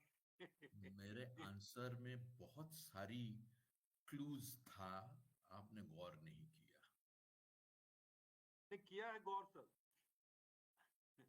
बहुत सारी क्लूज हैं। अगर आप मुझे खुल के बताना ही चाहते हो, बोलना ही, you want me to speak, then let's speak. Then number 1, क्यों आए? एक स्टूडेंट, अच्छा स्टूडेंट है, क्यों आएगा जर्नलिज्म में? एक टाइम था, आदर्श था, पैशन था, ठीक है ना? आज की तारीख में आपके पास कोई एक आइडिया है, आदर्श है? एक एक बताइए, ये आइडियल है मेरे लिए। नहीं है। अब सोचते रह जाओगे, नहीं है। Sir doing. Sir sir sir second नहीं, मैं एक के बाद आपको अभी के मतलब in fact I can tell you at least more than dozen names who are passed out from even IMC, recently passed out. अब जैसे देखिए, आप ही के स्टूडेंट हैं सत्यानंद बारिक, आईएमसी ढेंकनाल के पास आउट है, उनको अभी रामनाथ गोयनका मिला। आपके ही स्टूडेंट है ढेंकनाल के शुभजीत रॉय, उसको इस साल मिला रामनाथ गोयनका। और पी साईनाथ वगैरह जैसे जर्नलिस्ट अपना काम कर रहे हैं, नीलांबर रथ साहब हैं यहाँ बैठे हुए, ऐसे बहुत सारे लोग हैं दोज हु आर वो इंडिपेंडेंटली सेंटर में है। Pursuing journalism and media ecosphere में where are they? In the periphery. है ना? I think we have to change the definition of periphery and है ना? what we call mainstream. उसके बाद तो अलग सेकंड सेकंड ठीक। जो भी आएगा उसका घर द्वार है, घर चलेगा, वो कैसे चलेगा? What is the salary that they do draw?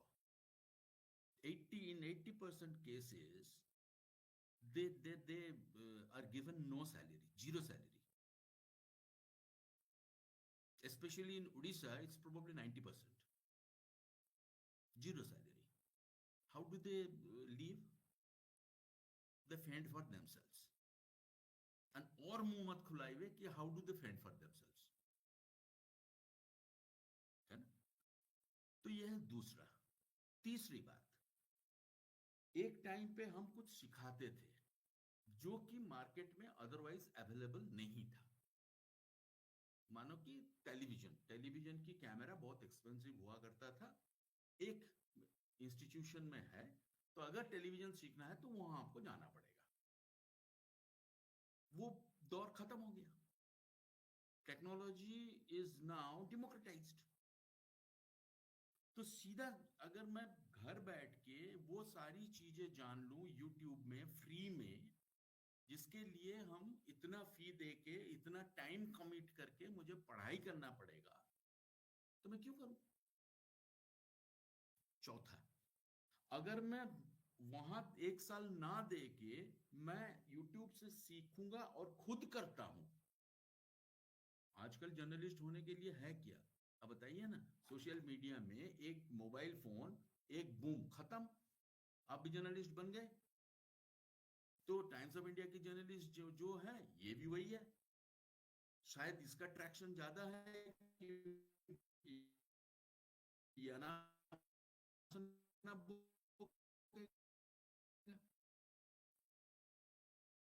तो वो तो अपने आप को ज्यादा तीर मार खान समझेगा, 30 मार खान समझेगा, तो क्यों पढ़ाई में जाए?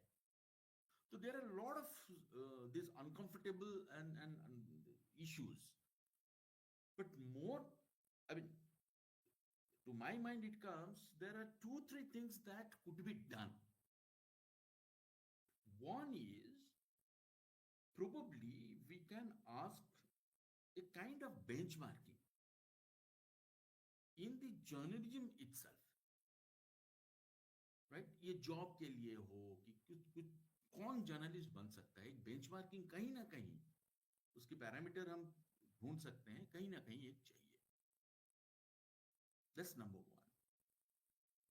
Number two is the kind of impact, एक impact assessment, एक जर्नलिस्ट के जो impact होता है, जिसके लिए वो बहुत लोग पैशन से आए थे जर्नलिज्म में, वो impact कहीं नहीं दिख रहा है।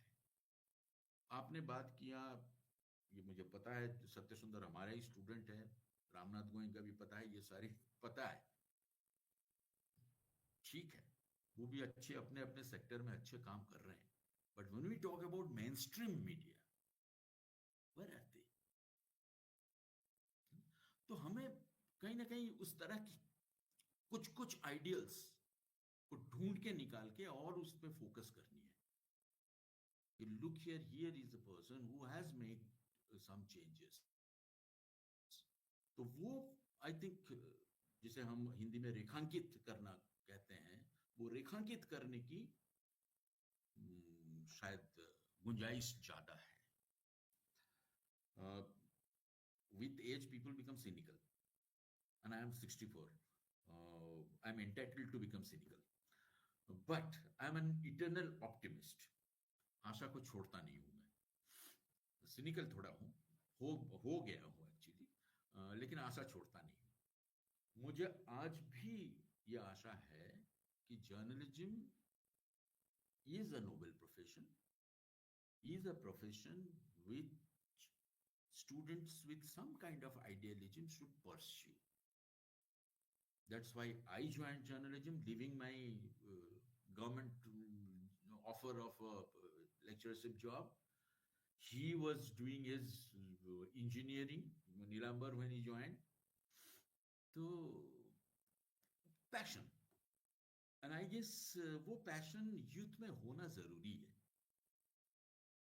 बिल्कुल जरूरी है। तो आज अगर कोई ये सुन रहे होंगे young people, young men and women, then I will tell them कि यस, अदरवाइज बुढ़ापे में तुम सोचोगे मैंने क्यों नहीं किया था, टाइम भी था, मौका भी था, दस्तूर भी था, हमने किया नहीं, राइट?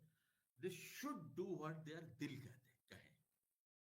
अगर दिल आपका देश के लिए नहीं धड़कता, मार्जिनलाइज्ड पीपल के लिए नहीं धड़कता, तो वो दिल कोई काम का है नहीं। ये बात ये जो यूथ है उनके दिमाग में आना चाहिए। And journalism is one thing where you can actually make some changes at the grassroots level, which you can map, you can see for yourself. तो यही बात है। I'm not without hope, but I'm cynical. Yes.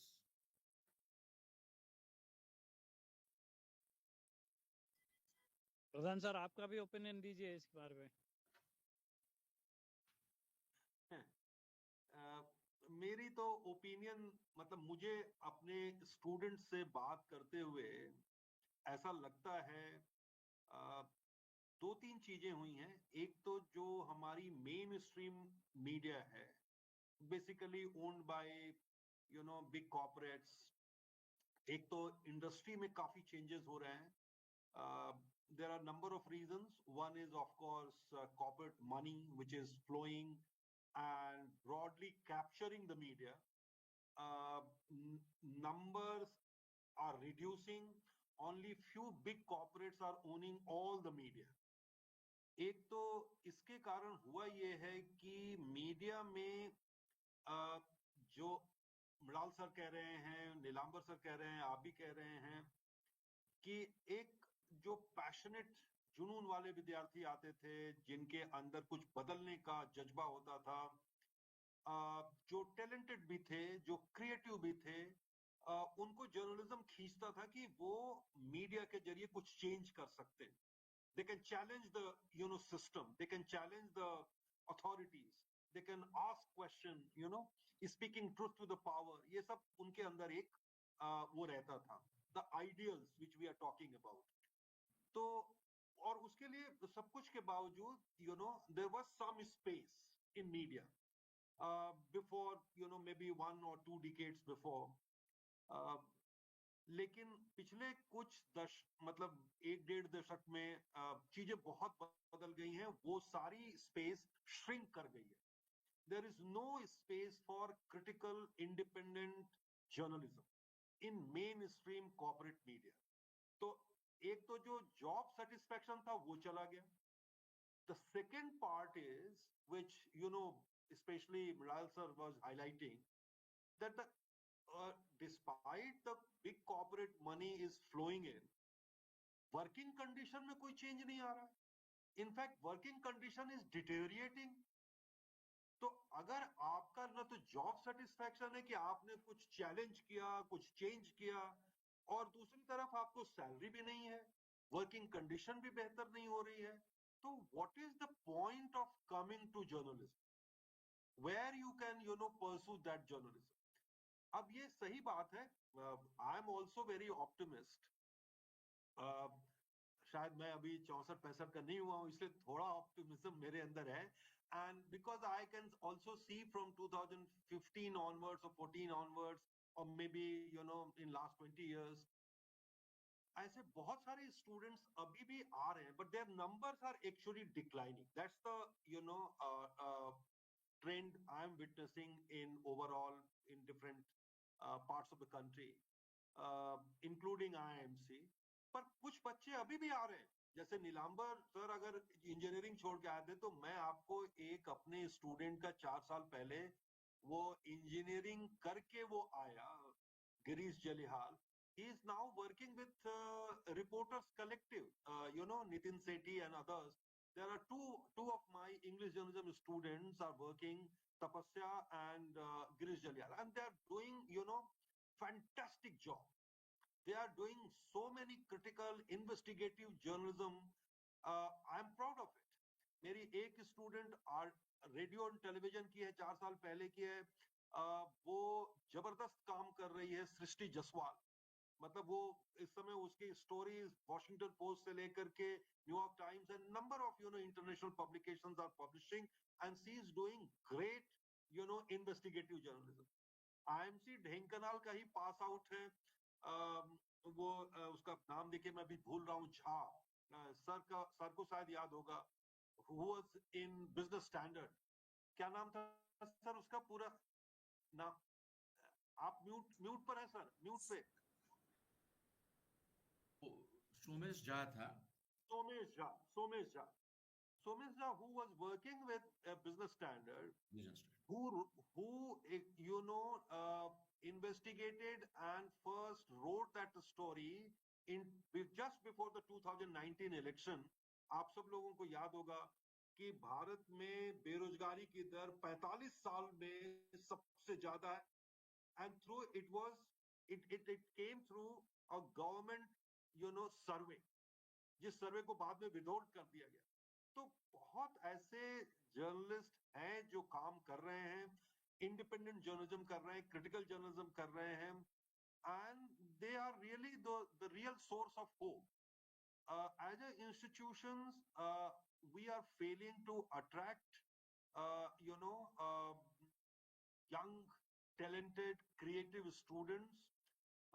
उसकी क्या वजह है, उसमें मुझे लगता है कि अपने हमारे जो इंस्टीट्यूशनल सिस्टम में भी, एकेडमिक इंस्टीट्यूशंस में भी कुछ चैलेंजेस, कुछ शॉर्टकमिंग्स हैं, जिसको हमें अपनी तरफ भी देखना पड़ेगा। हम सारा बाहर ही ब्लेम नहीं कर सकते। We have to also see inside whether we are also creating that enabling environment or not। अब मुझे एक कुछ पिछले 3-4 साल 5 साल से ऐसा लग रहा है, नीलांबर सर भी यहाँ बैठे हैं इसलिए मैं ये बात और भी कह सकता हूँ, कि अब हमें जर्नलिज्म में एक मेजर कंपोनेंट एंटरप्रेन्योरियल जर्नलिज्म के लिए भी रखना पड़ेगा। The young journalists, they should not only learn how to write or how to produce good copy, or how to be creative or innovative, learn digital skills, but also know how to run a small media organization। Think about its finances, think about its subscription, think about its marketing, think about HR policy, everything। ये भी अब सिखाना पड़ेगा। And I personally think the future is for broadly decentralized media। What we are witnessing right now is a very centralized big media companies। They will not survive for long। They may be survive because of the political reasons or economic reasons, there are some other reasons, but आगे का future जो है वो decentralise smaller media unit, that में be sustainable, जो 10 लोग 5 लोग मिलकर के चला रहे हो, and who is catering a particular niche area or niche audience, or the audience in Odisha or in other parts of the country, and then they must collaborate with each other। उनको आपस में मिलके काम करना होगा, जैसे अभी Newslaundry, news minute, Caravan, Wire, ये सब मिलके भी कोलैबोरेट कर रहे हैं। They are not competing, they are collaborating also. So that's the, I personally think, is the future। Sir, you have very nicely made one point that we should also teach the media students about the economics of media and how to run a media house as an entrepreneur, whether it's a small media or big, medium-sized media.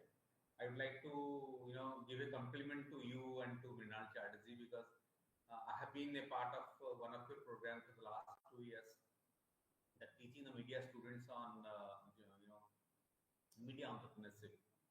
So that you have been running for last how many years I don't know, but for last 2 years, me and our son Siddharth, we together were teaching media entrepreneurship at your institution. With your help, this year we will increase the component। Yeah. So institutions to focus on these areas also. These are the new areas we need to focus. You are very Sure. rightly pointed. Thank you.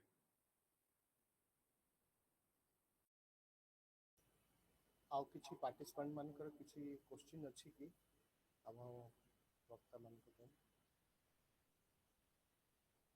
Any question?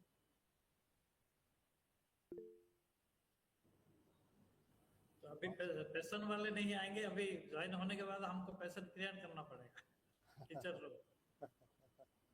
Media student माने प्रश्न पचारिबा ही भूली जाउछन सेटा ही पूरा सामाजिक पूरा दास हाथ देखछन्ती କିଛି ପ୍ରଶ୍ନ ଅଛି ପଚାର। ସାର୍ ନମସ୍କାର, ମୁଁ ସ୍ପୃହା ଦାସ କହୁଥିଲି, ବ୍ରହ୍ମପୁର ୟୁନିଭର୍ସିଟିର ଷ୍ଟୁଡେଣ୍ଟ। ସାର୍ ନୀଳାମ୍ବର ସାର୍ଙ୍କୁ ମୋର କ୍ୱେଶ୍ଚିନ୍ ଥିଲା ଯେ ଆପଣଙ୍କୁ ଲାଗୁଛି କି ସାର୍ ସୋସିଆଲ ମିଡିଆ ଯୋଉ ଆଗରୁ ଯୋଉ ଥିଲା, ଯୋଉ ପ୍ରାକୃତିକ ଯୋଉ ନ୍ୟାଚୁରାଲ ର ନଲେଜ, ତାର ଏସେନ୍ସ ଆଉ ଦି ବ୍ୟୁଟି ଅଫ ଗୁରୁ ଶିଷ୍ୟ ପରମ୍ପରା, ଯୋଉ ଗୋଟେ ସୁନ୍ଦରତା ଗୋଟେ ଇଏ ରହୁଥିଲା, ସେଇ ଜିନିଷଟା କୋଉଠି ନା କୋଉଠି ଫେଡେଡ ଆୱେ ହେଇଗଲା ଏଇ ଯୋଉ ସୋସିଆଲ ମିଡିଆର ନଲେଜ ପାଇଁ। ମାନେ ଏଇଟା ତ ଭଲ ପାଇଁ ବି କାମ କରୁଛି, ବଟ୍ ସାର୍ କୋଉଠି ନା କୋଉଠି ଇମ୍ପାକ୍ଟ ବି ଖରାପ ରହୁଛି। ଦେଖନ୍ତୁ, ଆପଣ ଗୋଟେ ହଂସର ଷ୍ଟୋରି ଜାଣିଥିବେ। ହଂସ ଯେତେବେଳେ ପାଣିରୁ ଛାଣି ତାର ଖାଦ୍ୟ ଖାଏ, ପଙ୍କ ଭିତରେ ପଙ୍କ ବୁଡେଇକି, ସେ ତ ପଙ୍କ ଖାଏ ନାହିଁ, ତାର ଖାଦ୍ୟକୁ ବାଛିକି ସଫା କରିକି ଖାଏ। ଜର୍ଣ୍ଣାଲିଷ୍ଟର ବା କମ୍ୟୁନିକେସନ ସ୍ପେଶାଲିଷ୍ଟର ପ୍ରଥମ କାମ ହଉଛି ଯେ ରାଇଟ ଇନଫର୍ମେସନକୁ ବାହାର କରିବା, ରିସର୍ଚ୍ଚ କରିକି ବା ଦେଖିପାରିବା ଯାହା ଅନ୍ୟମାନେ ଦେଖିପାରୁନାହାନ୍ତି, ଆବର୍ଜନାକୁ ସାଇଡ୍ କରିଦେବା, ସେଟା ପ୍ରାଥମିକତା କାମ। ତେଣୁ ମୁଁ ଯେତେ ଆପଣଙ୍କର ସୋସିଆଲ ମିଡିଆରେ ଯେତେ ଆବର୍ଜନା ରହିଲେ ମଧ୍ୟ ମୁଁ କାହିଁ କିଛି ଅଡୁଆ ଫିଲ୍ କରୁନି, କାରଣ ଆପଣ ସବୁବେଳେ ଫୋକସ୍ କରିବେ ଆପଣଙ୍କୁ କ'ଣ ଦରକାର ବା ଆପଣ ସୋସିଆଲ ମିଡିଆ କେମିତି କଣ୍ଟ୍ରିବ୍ୟୁଟ୍ କରୁଛନ୍ତି। ତେଣୁ ଆପଣ ଯଦି ଭଲ କାମ କଲେ ବା ଯଦି ସବୁ ମିଡିଆ ମିନିଂଫୁଲ୍ କାମ କରୁଛନ୍ତି, ଆଜିର ଦିନରେ ସବୁ ମିଡିଆ ତ ଅଲ୍ଟିମେଟଲି ସୋସିଆଲ ମିଡିଆ ମାଧ୍ୟମରେ ହିଁ ପରିବେଷଣ କରୁଛନ୍ତି। ଯେଟା ମୁଁ ମୋ ପ୍ରେଜେଣ୍ଟେସନରେ କହୁଥିଲି ଯେ ଲୋକ ଖବରକାଗଜ ହୁଏତ ପଢୁନାହାନ୍ତି, टीवी हुए देखुनाहांती, ताको स्ट्रीमिंग रे देखुचंती बा ताको डिजिटल रे देखुचंती। तो अल्टीमेटली सोशल मीडिया हमके गोटे मेजर मार्केट प्लेस। तो आम जिते एनरिच करबा हम कंटेंट रे, हम जति मीडिया चलाउचंती, सोशल मीडिया हम सेति रिटर्न दे पारे। तो हमें वरीड हवानी, सोशल मीडिया हमके गोटे बहुत बड़ इंजन दे, गोटे प्लेटफॉर्म दे, गोटे बाजार दे। हम से बाजार एते भलो काम करि परिबा, लोड करि परिबा, हम बेनिफिट मिलिबा। Okay sir, thank you very much sir.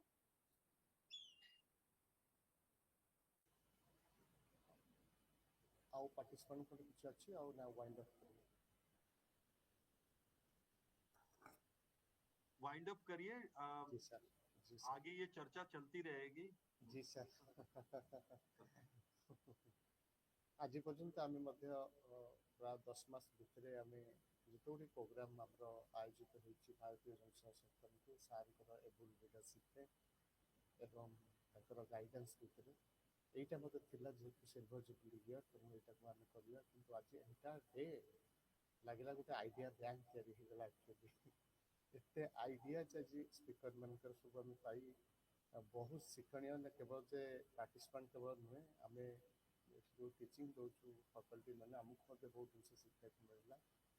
तो थैंक यू सर, बहुत बहुत धन्यवाद सर, मुराद सर, निरंबर सर, प्रदोष सर, आमर आंचलिक निर्देशन को बहुत बहुत धन्यवाद कि एते समय धरी मूल्यवान निजर समय दे एत बिजी लाइफ भितर आपको समय देते, से आम मैंने कृतज्ञता प्रकाश करुँ। पुनर्बार रिक्वेस्ट करुँ अन्य जो वेबिनार हम आमर अनुरोध रक्षा करी भाव आइडिया आउ शिक्षा आउ गाइडेंस आउ नुआ इनोवेटिव थॉट्स आम सहित शेयर करिए। आशा रखी ये वाइंड अप कर। धन्यवाद sir, thank you so much. Thank you everyone, thank you INC. Thank you sir. शुक्रिया आप सबका पार्टिसिपेट करने के लिए। Thank you so much. Thank you, नमस्कार।